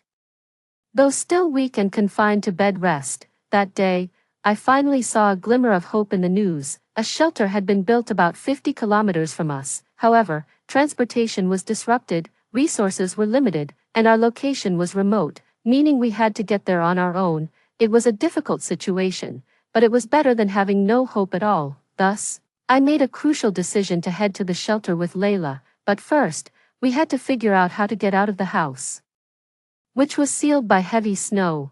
After much thought, I decided to create an exit through a window. I stuffed 3 hot water bottles inside my down jacket, put on ear protectors and down gloves, and then tore off the plastic sheeting from the window. Instantly, snow poured in. Standing on the windowsill, I shoveled snow into the room because it was too thick outside. I had to clear just enough to make an exit. After 20 minutes of effort, I finally managed to clear a passage. Once I crawled out, the snow was as deep as my waist. I felt like a carrot stuck in the snow, slowly clearing around myself. The 5 or 6 meters from the window to the door took me 2 hours to clear. By then, I was out of energy and frozen stiff. After returning to the house through the window, I sealed it with plastic again and started cooking porridge to regain my strength before continuing with the clearing. We at least needed to clear a path from the door to the outside. Layla looked at me apologetically. "Stella, I'm so useless, holding you back at a time like this." I remembered in the past, how this silly girl rushed to my aid when I called for help, and I smiled. "Layla, you are the most important person to me in this world." Starting in the afternoon, I continued clearing the snow. Based on my current pace, I could probably set out tomorrow, but that evening, the roaring of engines and noisy voices once again threw me into panic. Could it be another raid? I stood up, baseball bat in hand, ready at the door as knocks began to sound. "Big sis, are you still there?" The voice sounded familiar, and suddenly, I remembered it was that driver, causing me to grip the baseball bat even tighter. How could he do this? I knew I shouldn't have let him go back then. Seeing that I didn't respond, he continued knocking. "Don't worry, I've come to repay the favor for saving my life. You've seen it, there's a shelter now, and I figured you two girls are too far to make it on your own. I've brought a few brothers to pick you up and join us. If you're still there, just give me a word, I'll wait for you 10 minutes. After all, we have several cars waiting to head that way. These words to me were like the warm sun in the dead of winter, filling me with excitement. After struggling for 5 minutes, I decided to give it a try and tapped the door, my voice trembling as I asked him, "Big brother, are you really here to pick us up?" But no one responded. I looked through the peephole and saw no one outside. With a sad smile, I realized I was overthinking. In such situations, who would delay their chance of survival for a few extra minutes? Just as I was about to turn back and go to sleep, the door was knocked on again.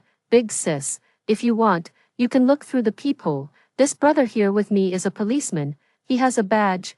My hope was reignited at his words. Through the peephole, I saw the big brother standing with a young man in a police coat, waving a police badge. I hesitated no more and flung the door open, tears streaming down my face. "Big brother." I couldn't finish my sentence. The police officer picked up Layla, and I packed the remaining compressed rations into a bag and followed them out. Outside, there were 5 cars, the lead one being a modified Jeep with a huge snow plow attached. All 5 cars had widened, anti-slip tires, linked together with chains. The officer explained, "We have to thank this Mr. John and his fellow car enthusiasts for their craftsmanship. Otherwise, even with cars, we wouldn't be able to move at all." So, the driver's name was John, Layla, and I got into John's car, where a middle-aged woman sat in the passenger seat and a tightly wrapped little boy in the back. John introduced them as his wife and child, who wouldn't have survived without the supplies I gave him. Waiting for other people's support, listening to John, I felt guilty, having thought he was lying about stealing, and blushed as I apologized. "John, I'm really sorry about before. How's your leg?" John chuckled warmly. "What's there to be sorry about? You two saved our whole family. Though it's a pity my mother couldn't make it." Even though our convoy was equipped with snow plows and anti-slip tires, the 50-kilometer journey took all night. In the shelter, every face beamed with the joy of having survived the catastrophe. Layla and I played games with John's son in the warm room while John and his team continued their rescue missions elsewhere. This apocalyptic winter lasted a full 3 months, and many died, but even more survived. Thanks to the nation's strength and the efficiency of the rescue teams, under the sunlight, Layla and I exchanged smiles. Today is better than yesterday, and that's what hope is. The end. I was mistakenly identified as a wealthy man's illegitimate daughter. An elderly lady handed me a card and said, "Take this 50 million and get out of my house." I was stunned because I knew that there was only 1 week left before the outbreak of the zombie virus. The money for stockpiling essentials to survive had just come my way. After dying of starvation, I was reborn a week before the zombie virus outbreak. I had a huge argument with my roommate, who had a habit of not paying back money. In retaliation, he used his connections to cancel my dormitory eligibility, as if things couldn't get worse, dragging my urea bag and suitcase. I had to seek shelter from the rain in a funeral home. By chance, a funeral was being held for an old man. With sobs filling the air, unable to hold back my own frustrations, I burst into tears. The elderly lady stared at me for a few seconds. So this old man actually had an illegitimate daughter. The way people looked at me changed in an instant. I wanted to explain, but overwhelmed, I fainted. Seeing this, the elderly lady sighed and said, "Seeing you cry so sadly, I'll give you 50 million. Don't expect anything else from me, and please, no more scenes." It was like a pie falling from the sky. I fainted right there, but the person who rushed over to embrace me, the old man's grandson, why did he look so much like the senior I had a crush on? In a hospital room filled with the smell of disinfectant, I saw a long message from Joseph on WeChat for the first time, leaving me somewhat bewildered. After much deliberation, I nervously replied, intending a roundabout approach to explain later. "I've got some urgent matters recently. Can I explain this later?" "Okay," Joseph replied. And after that message, there was no further communication, as expected of the aloof god of the business school. Although I only survived half a month before starving to death in my previous life, I had heard about Joseph's family donating and supporting different areas through the few broadcasts that were left. Perhaps Joseph didn't really need my reminder. I checked the amount in my bank account on Alipay and carefully counted the string of zeros. After confirming that I had enough money to buy food and wouldn't starve again, I buried my face in the pillow, laughing through tears. I remembered that someone had won a 50 million jackpot the day before Doomsday in my previous life, and I had memorized the numbers. I definitely need to repay the 50 million from Joseph's family. I wouldn't feel right otherwise, to survive in a world overrun by zombies. Even if you haven't eaten pork, you've seen pigs run. I had previously rented a top-floor apartment in the suburbs because it was cheap and rumored to be haunted. The bloodstains on the walls had even scared off the real estate agent, allowing me to negotiate a reduced rent. Who would have thought that after the outbreak of the zombie virus, this haunted house would become one of the safest places? But still, reinforcements were needed, starting with the doors and windows. Aluminium alloy was a bit flimsy. Looking at the 50 million in my account, I hired a renovation company to replace everything with titanium alloy and improved the sound insulation of the house. I installed security doors in the main entrance and the bedroom, along with door blockers. Even if zombies did manage to break in, these would buy me some extra time, but people need to breathe. I quickly searched online for a reputable construction crew and custom-ordered several anti-burglary windows with spikes. The apartment complex by the sea was mostly unoccupied except during holidays, but it was better to be safe than sorry. Although each unit had its own elevator, in case someone discovered my location, it was possible they'd try to climb up from outside. After all, in an apocalypse, more fearsome than zombies are the hearts of men. Nevertheless, I had never seen another living soul until I starved in my previous life. When going out to buy supplies, I paid special attention to the fire escape, noticing that no one lived from the 6th to the 8th floor. I decided to lock the fire escape from the 6th floor up with chains. I checked my shopping list for essential goods and decided to rent 4 large trucks from Hualala, discussing the transportation fee, 500 yuan per trip. I instructed the drivers to wait at the nearby Metro wholesale supermarket. The pandemic was always unpredictable. Wearing a tight mask and hat to meet with the manager of Metro didn't draw any attention. I had my story ready and told the manager directly that I was purchasing supplies to aid regions severely affected by the epidemic. Upon hearing this, the manager didn't hesitate to assign 2 procurement officers to assist me, having starved to death in a previous life. I first headed to the self-heating food section. I loaded up 200 boxes each of self-heating rice and hot pot, sorted by flavor, with each box containing 12 packs. I also picked up 100 boxes of instant noodles, sour and spicy noodles, chongqing noodles, and nanchang mixed noodles, choosing different flavors for each. As I passed through the ready-to-eat section, I grabbed 50 bags of frozen dumplings and glutinous rice balls, regardless of the brand. I bought several hundred boxes of canned fruits, canned meats, and various types of nuts, enough to fill a large truck. I also purchased a small truckload of bread and snacks, including sunflower seeds and potato chips, which are essential for leisure. While passing through the beverage section, the procurement officer asked if I wanted to donate some drinks, but I shook my head quickly, pointing at the bottled water nearby. I requested 100 large bottles.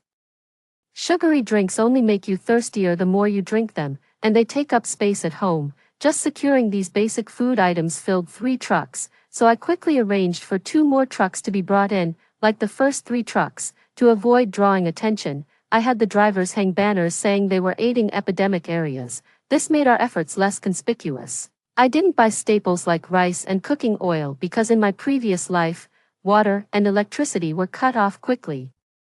Buying them would have been useless, and cooking could attract unwanted attention. Thinking of this, I asked the sales assistant to pick up about 10 silent generators and stock up on 2 large boxes of power banks, also grabbing a few high-powered binoculars. I loaded up on hygiene products too, including several large boxes of toilet paper and personal care items. This time, the main purchases were daily necessities like shower gel, soap, toothpaste, toothbrushes, wipes, and essential sanitary pads for monthly use. In a word, everything went smoothly, but when it came to pay, I ran into Joseph.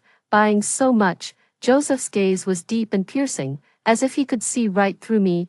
I clenched the corner of my clothes, opened my mouth, but couldn't say a word. The sales assistant quickly explained for me. All these supplies are being bought by this lady to aid the heavily affected epidemic areas. Otherwise it would take one person 10 years to use them up. Joseph hummed softly, his gaze never leaving me.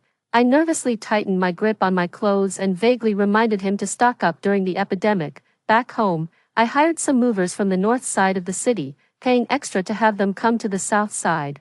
I arranged for them to move the supplies from the underground parking lot to the 8th floor in staggered time slots without seeing each other. I didn't store anything on the 7th floor and personally placed some supplies on the 6th floor to cover my tracks. Elevators would be useless in an apocalypse, so I started locking all the fire stair doors from the 6th floor up. After the workers left, I used the elevator to move the most essential supplies to my top floor apartment. I moved boxes of vitamins, alcohol, and cold medicines that I ordered online back home, and was exhausted. Remembering the dozens of bags of cat litter downstairs, I used the excuse of owning many cats and paid a sports coach from the opposite apartment to carry them up. This cat litter was to deal with potential toilet malfunctions later on. "Thank you for your help," the coach, muscular and strong, set down the cat litter without even breathing hard. "No problem, I really like cats, so I'm happy to help." Having done all this, there was only one day left until the apocalypse. Though I had almost all the supplies, I still felt uneasy. Currently lacking weapons was a major flaw. If forced to leave my fortified safe house, with that thought, I decisively went downstairs to buy defensive weapons at the hardware store. I didn't overlook high-voltage stun guns, fire axes, or pepper spray.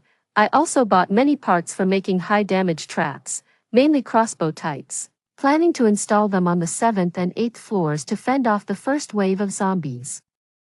In my freshman year, I joined a mountaineering club and often camped in the wild, to protect against wild animals.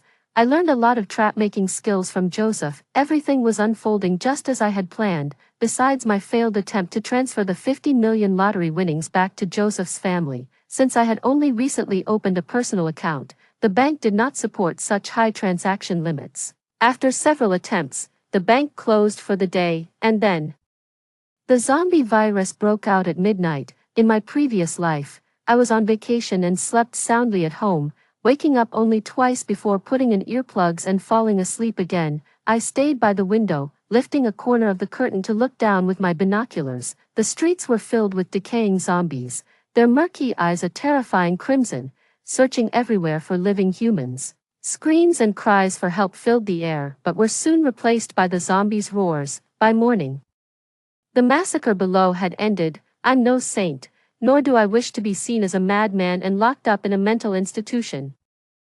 I just want to survive. At first, the zombies had poor eyesight and relied on their hearing to find living humans.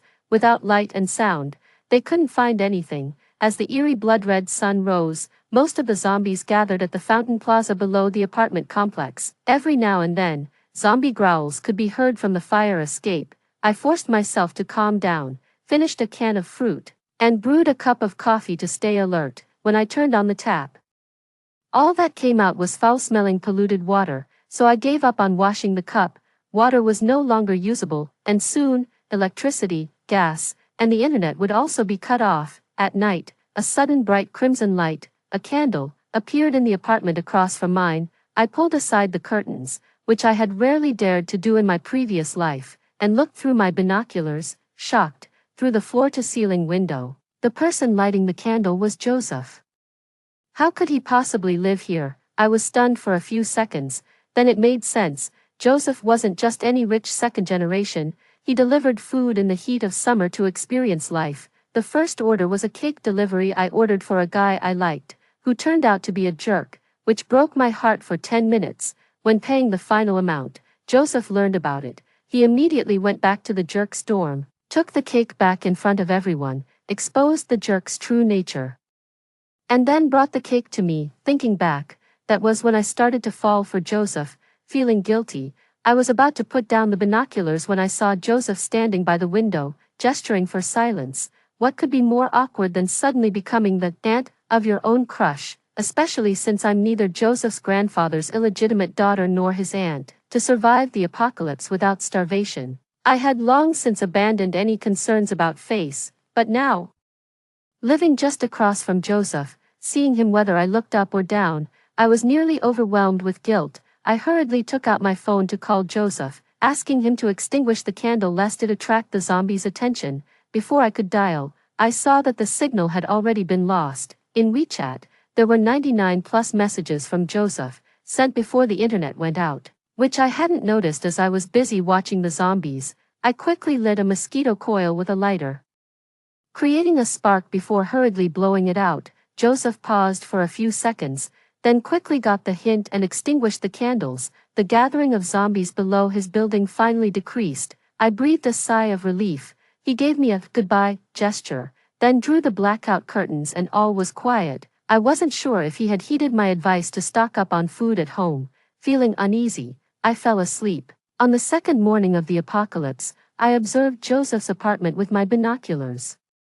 On a light-colored tablecloth neatly written was a line, "Are you okay?" Despite thinking it was a needless question, my hands didn't stop. I found a tablecloth and hung it on the balcony glass in response. "I'm fine, what about you? Got any food stocked up?" Joseph replaced the tablecloth and wrote back, "Head down, I don't really live here, but there was nothing left at home. Give me some food, Auntie." The man I admired actually called me Auntie. I felt as though I had been struck by lightning. Seeing the complex, indiscernible smile on Joseph's lips left me completely numb. I stiffly forced a smile and wrote, "Wait," on the tablecloth before letting the curtain fall. However, I couldn't just let someone tear down the balcony, so I replaced the glass windows leading to it with bulletproof glass and added spiky railings. As long as it remained closed, it was zombie-proof. Unexpectedly, this setup also made it easier for me to send food to Joseph. I estimated the distance between our two apartment buildings. It wasn't too far. Throwing a climbing rope across to create a makeshift bridge was feasible. To avoid accidents, I tied one end of the rope to the living room table and attached a heavy can of meat to the other end. Joseph looked excited, his lips moving as if he wanted to say something, just as he picked up a tablecloth on which he had written, "Don't throw." I had already thrown the rope with all my might towards him. Bang, bang, bang, the end with the can came loose, and without the weight, the rope suddenly fell to the ground below. Instantly, the shrieks of zombies pierced my eardrums painfully. Countless zombies surged towards my apartment building. Amidst the chaos, I didn't see who grabbed the other end of the rope. I hurried to try to untie the rope. With a loud crash, the table behind me fell, dragging across the floor and slamming towards me. The powerful impact threw me aside, and my head smashed against the iron railing, knocking me unconscious. Buzzing, something kept buzzing annoyingly near my ear, and my head was splitting with pain. As the growls of zombies grew louder and the stench of blood became stronger, I got up from the floor. Following the direction of the drone, I saw a muscular zombie less than a meter away from my balcony, its decaying face filled with excitement. It was the gym coach who used to help me with the cat litter. No wonder he could climb so high using the climbing rope. Roar, the strong smell of blood made me almost vomit, and my head spun even more. Suddenly, a powerful, homemade crossbow bolt flew through the air, pinning the zombie's hand outside the balcony. Operating the crossbow was exhausting, and even Joseph was strained, his eyes bloodshot. I bit my lip, forcing myself to stay conscious, cut the climbing rope, grabbed a fire axe, and chopped off the zombie's hand. Foul blood splattered, and the zombie fell. After this incident, I cautiously tied the rope to the drone controlled by Joseph. After successfully setting up the transport bridge, I packed some self-heating meals and water in plastic bags to send to Joseph. The apocalypse disrupted everyone's life rhythm, and Joseph and I became each other's pillars of support in our nearly isolated apartments. Joseph did not question why I assumed he was his grandfather's illegitimate granddaughter, nor did I ask how he knew I lived in this apartment. I told Joseph about the zombies' reliance on hearing after dark, and also sent him some women's cotton clothes. After day 9 of the apocalypse, a rare torrential rain was expected, which could drastically drop the temperature and potentially be fatal if one was not careful. Why women's cotton clothes? It was because I was a bit petty. Still holding a grudge that Joseph called me Auntie, I was clearly a year and a half younger than him. Afterward, Joseph and I exchanged daily life information. He even swore he would never wear the women's cotton clothes. I just smiled and said nothing. At midnight, the torrential rain arrived as expected. There was constant noise from the fire escape, and something didn't feel right. Boom, boom, the thunder outside grew louder, almost drowning out the noises from the fire escape. Zombies are mindless. They wouldn't persistently attack a lock. The only explanation was that other survivors were inside the building. They had seen the supplies I sent to Joseph and, envious, finally found an opportunity to try to rob them. Although I had locked every floor of the fire escape from the 6th floor up, these locks might keep out zombies but not necessarily people. This torrential rain was expected to last for a week. They managed to pry open the locks on the passage and the final titanium alloy door. Initially, I planned to transfer some supplies to Joseph via a rope, but the rope snapped before I could finish loading the supplies. It was corroded by the rain. Damn it, Joseph noticed that something was off and flashed his flashlight, asking me through Morse code what had happened. I couldn't keep it hidden, so I just came clean with him. Sitting around and waiting to die was not an option, so I grabbed a high-voltage stun baton and pepper spray and stepped out. Thankfully, the mechanisms on the 8th and 7th floors were still intact, giving me a momentary sigh of relief. The family downstairs, I didn't know what they were up to. In less than half an hour, they had pried open 3 thick copper locks on the 6th floor. The middle-aged bald man was putting all his effort into breaking the lock on the 7th floor's emergency exit, his wife and son standing behind him with fire axes, ready to cover him. I hid the stun baton behind me and approached them. Stop, they noticed me instantly and slammed fiercely against the metal door. Open the lock and hand over the supplies fast, lady, or we won't be nice. As if they had ever been nice. While they threatened me, they didn't hesitate to pry the door.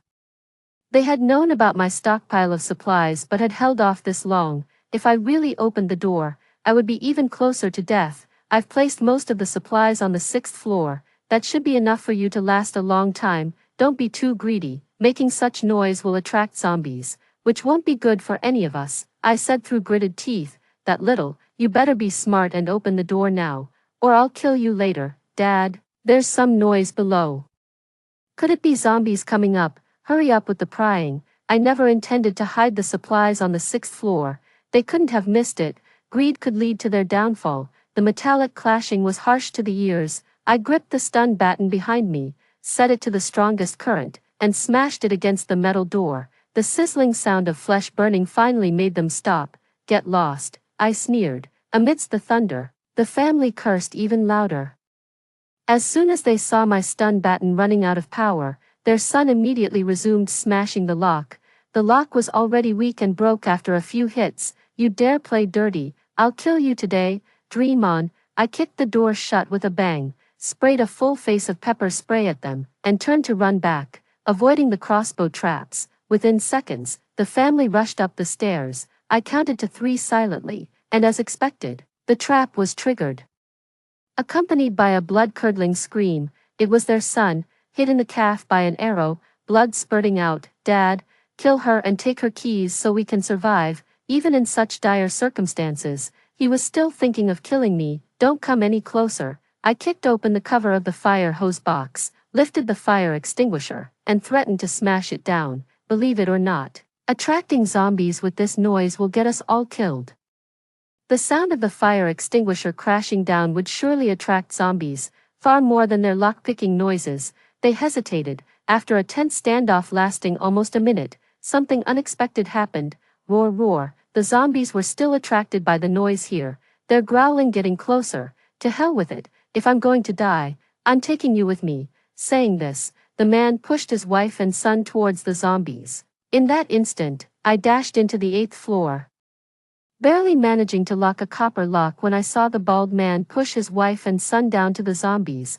In a desperate bid to buy him time to escape, the air was filled with incessant snarls and curses. Bang, bang, bang. According to the progression of this apocalyptic world, by now the zombies had developed a keen sense of smell. After devouring 2 people, they followed the scent of the living and charged straight toward me. Whoosh! Several traps were triggered in succession, including those previously set off by that family, rendering them completely useless. I inwardly cursed my luck. In the blink of an eye, several zombies swarmed up, and the iron door on the 8th floor was about to be breached. There was no way I could run back home now. With a loud clang, the copper lock fell off.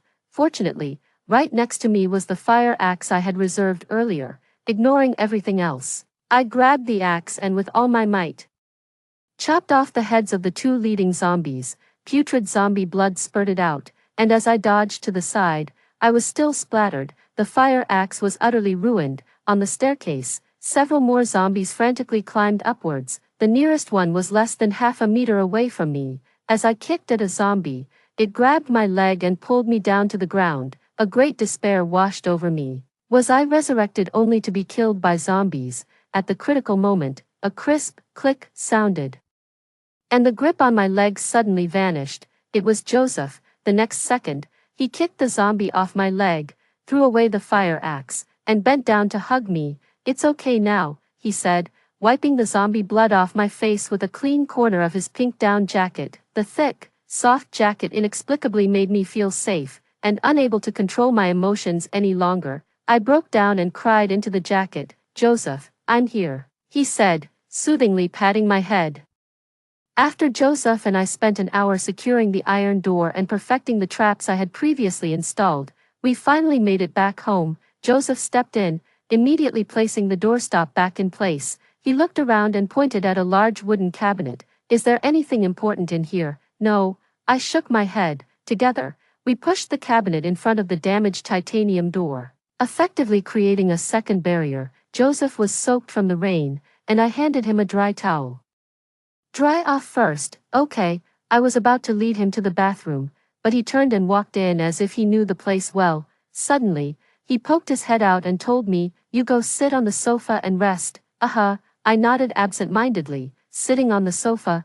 It suddenly dawned on me, isn't this my home? I changed out of my blood-stained clothes, wiped my face with a wet cloth, rummaged through the wardrobe, and picked out some loose women's clothing to knock on the bathroom door. "Change into these, the ones you're wearing are dirty." The door opened with a snap, and a pair of long, strong hands reached out. For some reason, I instinctively stepped back. After a moment, Joseph emerged wrapped in a strawberry bunny towel, which was clearly too small, displaying the contours of his chest muscles and leaving part of his thighs exposed, resembling an adult wearing children's clothes. Joseph's gaze finally settled on the clothes in my hands. How should I put it? There seemed to be a trace of resentment. I couldn't help but laugh. "Are you joking?" Joseph frowned slightly. With the blackout curtains drawn, I boldly lit some candles, causing the living room to flicker with their gentle glow. It would be a lie to say I wasn't feeling a bit shy. I averted my gaze, trying to calm my erratic breathing. "There's nothing I can do. I have no clothes at home." The air seemed to freeze for a few seconds before Joseph let out a husky laugh. "All right, as you wish." After speaking, he took the clothes from my hands and pretended to start changing out of his towel. I quickly covered my eyes, but then I couldn't resist peeking through a small gap. Just one glance. Turns out Joseph was fully dressed under the towel, which left me feeling a bit let down. Joseph caught onto something and sharply glanced at me. "Put your hands down and look." Caught red-handed, I had no words. Embracing the belief that life passes by swiftly, the more I felt embarrassed, the less it seemed to matter. On the 10th morning of the apocalypse, the rain grew heavier. The priority was dealing with the increasingly intelligent zombies. After hesitating all night, I decided to share my past life memories and the fact of my rebirth with Joseph. Given that we had both lived through an apocalypse before, Joseph's pupils contracted slightly, but he wasn't too surprised. Seizing the moment, I confessed, "Joseph, I'm not actually your grandfather's illegitimate daughter. I was just desperately in need of money back then." Joseph clicked his tongue lightly, massaging his temples with a headache, and chuckled wryly, admitting he couldn't believe he had once thought I was his aunt. "Did you actually believe that?" I asked, burying my head guiltily. Even though money was less valuable than a biscuit in the apocalypse, I had indeed deceived him to survive. Joseph took a deep breath and said, "It's good that it wasn't true, otherwise."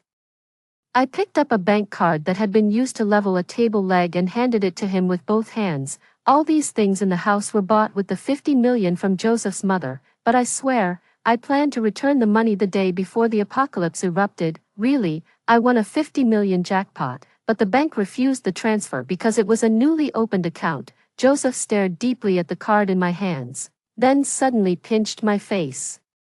"Why would you return a meeting gift from my mother to me?" "Huh, never mind." An unnamed emotion rippled through the air between us. and for a long while, we both remained silent in understanding. If it's as you remember, then we need to redesign the traps downstairs.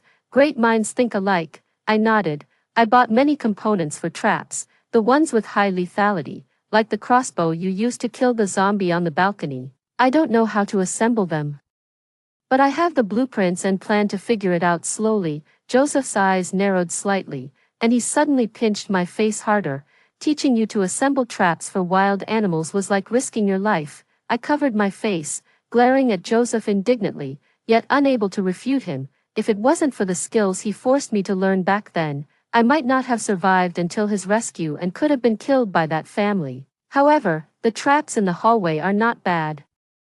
You did a good job, Joseph unusually complimented me. Using the morning, we outlined a plan to upgrade the traps and also prepared a contingency plan for escaping if necessary. Joseph had been observing the zombies around us with a telescope in recent days and noticed something peculiar. The zombies, instead of actively seeking living humans, were gathering in small groups, seemingly obeying commands from one among them. If they were directed to form a horde and attack our apartment building, it would be difficult to cope. In a worst-case scenario, we decided we would head to the rooftop first. Using climbing ropes and fire hoses, they made their escape. Joseph had left an SUV in an underground private garage. Its trunk was spacious enough to store a month's worth of food and clothing. The canned fruit takes up too much space. Just take vitamin tablets instead. Bring 2 sets of cold weather clothes each. Oh, and remember the gloves. Wait, I specifically bought a portable radio. It might come in handy on the road. After discussing their plans, I and Joseph began setting up new traps. With Joseph's enhancements, the crossbow's lethality increased significantly. I'll assemble these, you go get some food. Suddenly, Joseph staggered, clutching his temples in agony. I hurried over to help him sit down on the sofa. Within moments, Joseph's face turned a purplish black, and his eyes were a terrifying crimson red. It was a sign that he was turning into a zombie, uncontrollably. I stepped back, my voice trembling. Joseph, why are your eyes red? Joseph shook his head, managing a weak smile. Don't worry, it'll be okay. After speaking, he walked straight to the landlord's bedroom and unlocked it with his fingerprint. Beep, the lock disengaged, and the bedroom door opened. After entering, Joseph called out to me, no matter what you hear, don't come in. I felt numb, and it took me a while to calm down. Typically, it only takes 15 minutes to half an hour for an infected person to turn into a zombie, but I had been with Joseph for most of the day, and he hadn't turned or attacked me. Moreover, there were no visible bite marks or scratches on him from zombies, or at least, I wasn't sure. What if he was an anomaly and had already mutated? Would I have to kill him myself, during a day filled with tense uncertainties? I hallucinated countless possibilities and finally knocked on Joseph's bedroom door.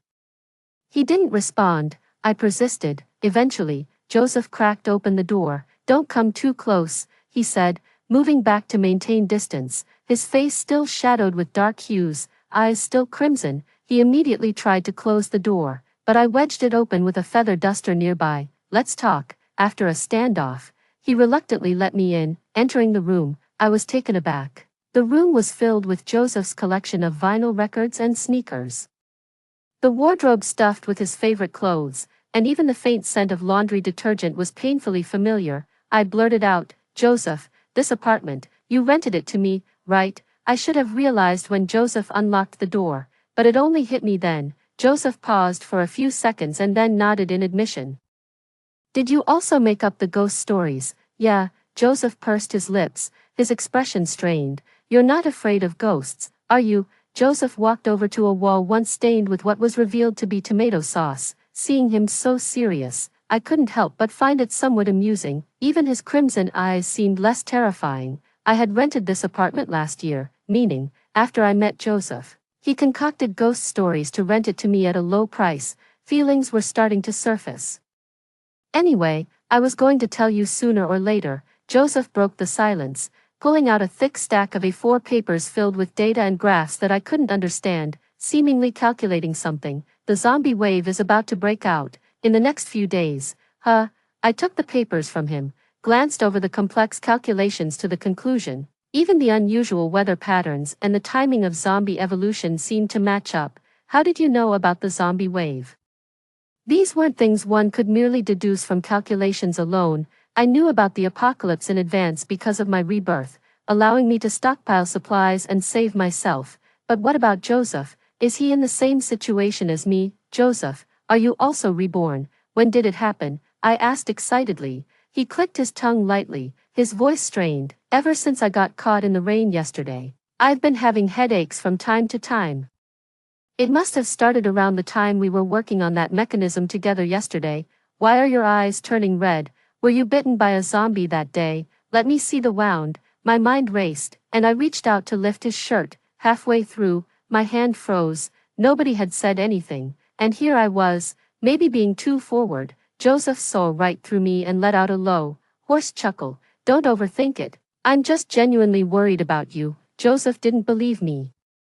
He pointed to his blood-red eyes and said, I'm not injured. Not only have I been reborn, but the zombie virus from my previous life has come back as well. At that moment, I was numb, my legs wouldn't obey me, trembling like a motor. Damn it, I've walked right into the lion's den, with my clothes thick between us. Joseph suddenly grasped the back of my neck. You've walked right into this. Too late to run now. My legs trembled even harder. Don't worry, I'm not going to eat you.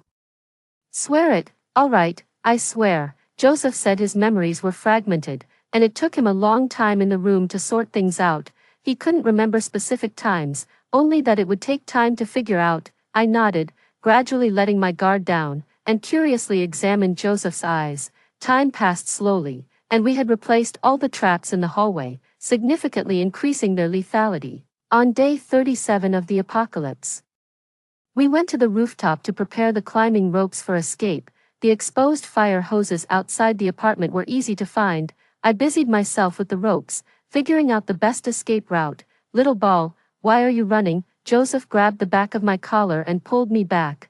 My head hit his hard chest, and I gasped from the pain. There are zombies outside. Joseph pulled me behind him, gripping the katana tighter in his hand. I followed his gaze. Indeed. Below were many zombies capable of climbing with their bare hands. Roar, roar, roar. The zombies closest to the rooftop growled at me, their rotting hands hesitating to touch the edge of the balcony, but then, for some reason, retreating. They seemed to be wary of something. Otherwise, they would have definitely broken in from our balcony by now. I glanced at Joseph, and his eyes were a deep crimson. Close your eyes, Joseph said. I immediately shut them.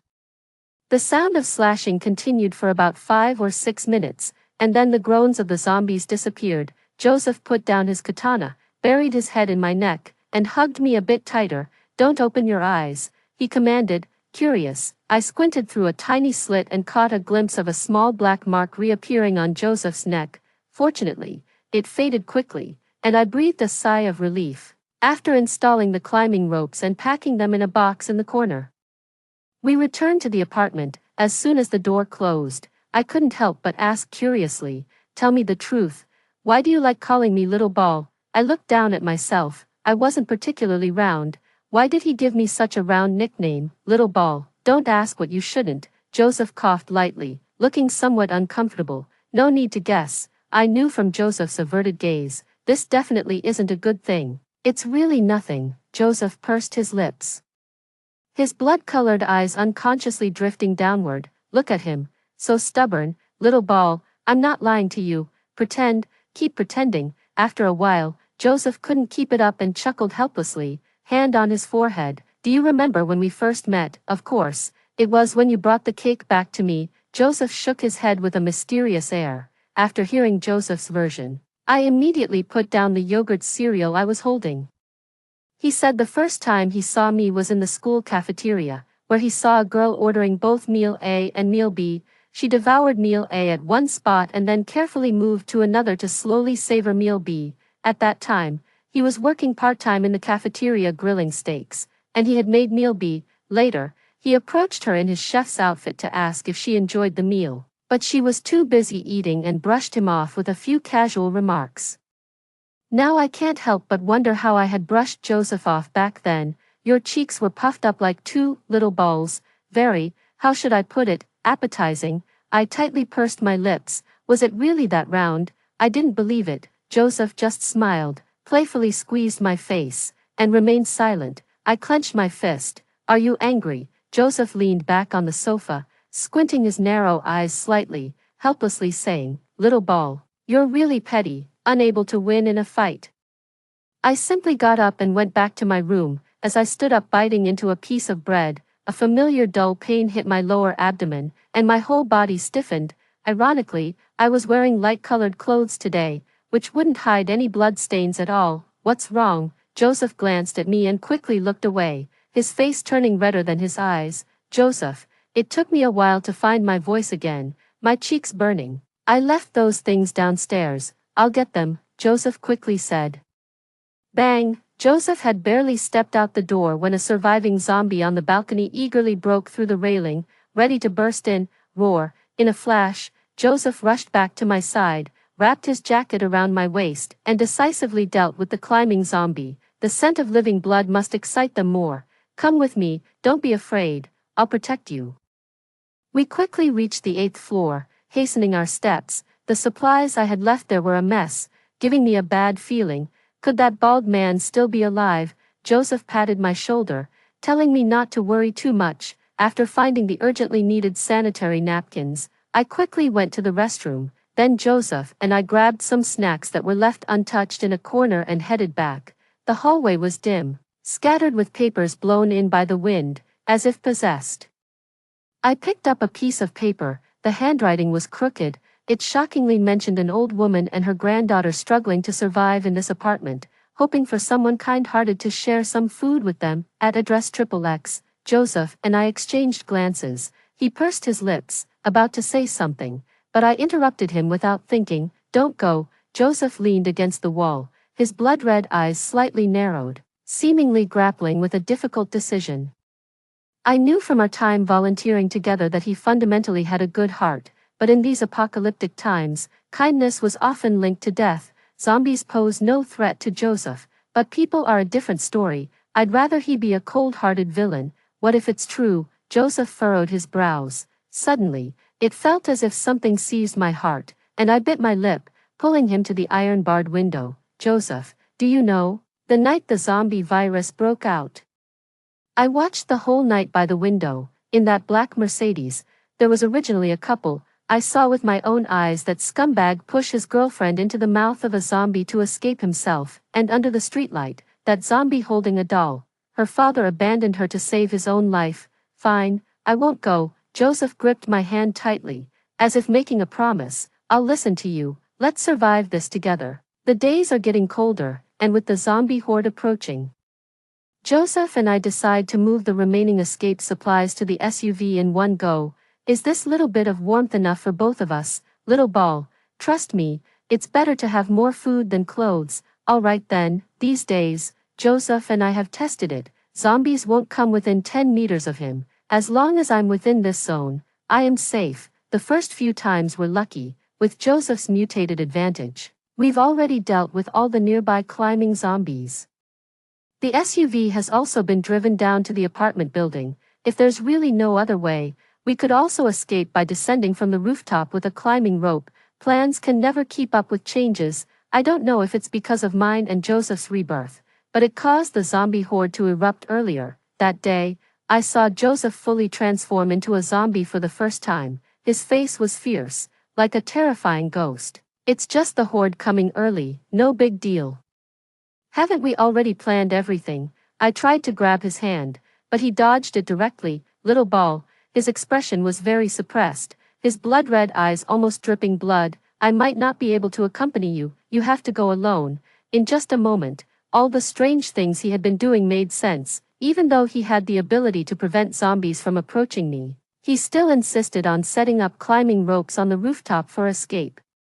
Even though he was so afraid of the cold, he still wanted me to pack less clothing and more food, because from the beginning, he never planned to go with me. Not that he didn't want to, but because he wasn't sure he wouldn't harm me after fully turning. Joseph said he spent a long time looking for me in his past life, and finally found me in the apartment when the zombie horde erupted. By then, I had already starved to death. My body was curled up on the living room carpet, rotting and stinking.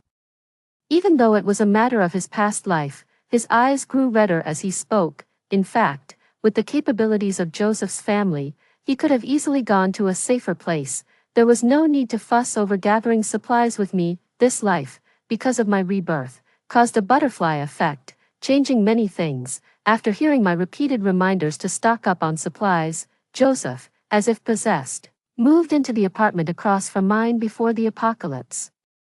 What happened after that zombie horde? Joseph shook his head, closing his eyes in despair. I don't know. It seems he probably also died in that zombie horde. Little ball, once the zombie horde erupts, my ability to prevent zombies from approaching you will be greatly weakened, and I'm not even sure if I'll be affected by the horde and mutate again. If you find something wrong with me later. Saying this, Joseph handed me the sharp tang sword. Use this to kill me. The tang sword cuts through iron like mud. I've seen Joseph behead many zombies with this sword, but I never thought that one day it would be used on him. With a clang, the sword fell onto the carpet. He had a deep gash. Why didn't you tell me all this earlier when we already have so little time left? I raised my voice uncontrollably, trying to mask the panic within, but a hint of a sob still broke through. Don't be sad, little ball. There might still be a chance for me to protect you. But for now, you need to survive. Without further explanation, Joseph wrapped me tightly in his clothes, trying to minimize my presence. From a distance, a dense mass of zombies, attracted by the scent of living humans, rushed towards us, moving faster than any normal person. The number of zombies in the hallway increased. Although they didn't dare to get too close to Joseph, the proximity was dangerously close. A scratch could lead to a quick infection. Joseph and I left the apartment.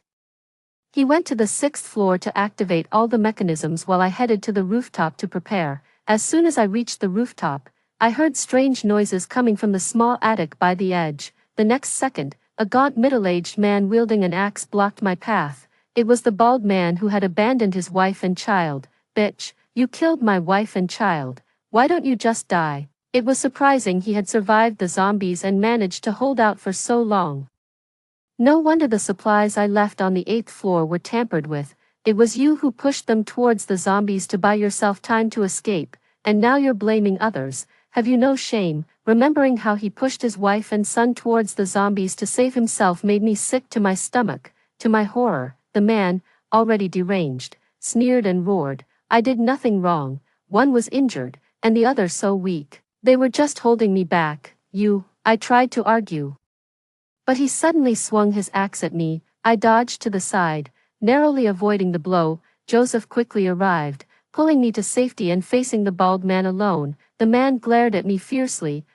Don't think just because your lover is here, you're safe. I've installed speakers and loudspeakers in this building. Just one press of a button and the zombies will come. You're all dead. Upon hearing this, Joseph's face darkened in the dim light. The bald man, not satisfied, raised his axe towards Joseph and said, "But I'll give you a chance. In this apocalypse, women are useless, only a burden. Kill her, and I'll let you go. We'll split the supplies downstairs." Madman, Joseph muttered under his breath. "Make your decision. I'll count to 5, and then I'll take both of your lives. 1, 2, 3.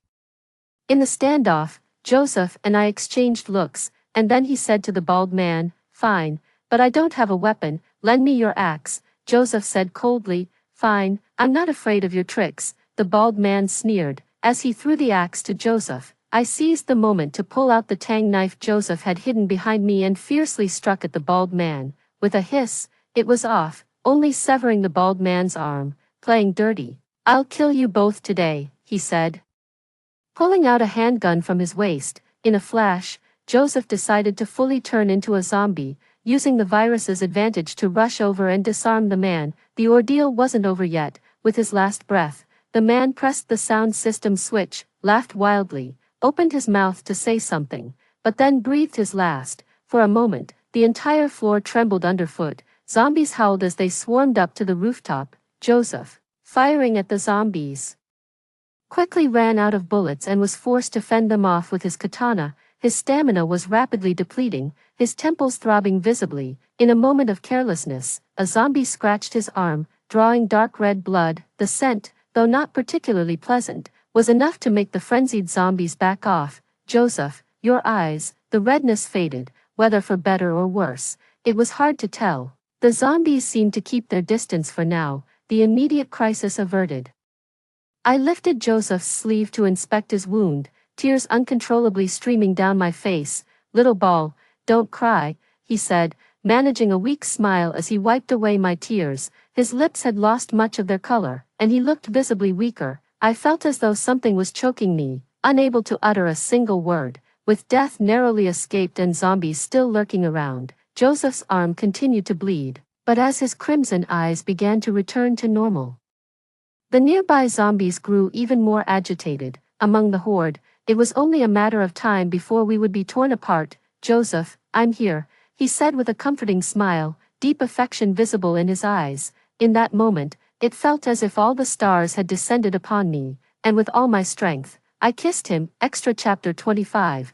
That final kiss before parting seemed to take all of Little Ball's strength, so much so, she didn't hear the sound of the military firing at the zombies. Cough, cough. Someone with a medical kit disembarked from the helicopter. "Excuse me, but you two should get the antiviral vaccine before continuing." Her face flushed instantly. I shielded her behind me, rolled up my sleeve, and offered my arm to the medic. As the vaccine was administered, the blood-red color in my eyes faded significantly, almost back to normal. It's hard to deny the power of technology. Soon it was her turn. I covered her eyes and told the medic, "She's afraid of needles, please take care." After she was vaccinated, the military cleared the area of zombies. The military installed several satellite broadcasts within the community, left some antiviral drugs, and then left as quietly as they had arrived. In fact, in some of the nearby apartment buildings, there were still survivors who, after this zombie ordeal, mutually agreed to keep their distance. On day 99 of the apocalypse, Little Ball, who could eat 2 steaks, was finally all mine. On day 103. Through the satellite broadcasts, we learned that most of the zombies in the city had been cleared and that supplies were gradually becoming less scarce, which allowed for some movement and interaction. 1 year after the outbreak, I took Little Ball back to my hometown, finally resolving the 50 million misunderstanding. 3 years post-outbreak, just before the Spring Festival, the zombie virus was completely eradicated, and life began to return to normal. But the story of me and Little Ball didn't end there. The future held a long, splendid spring that was soon to arrive.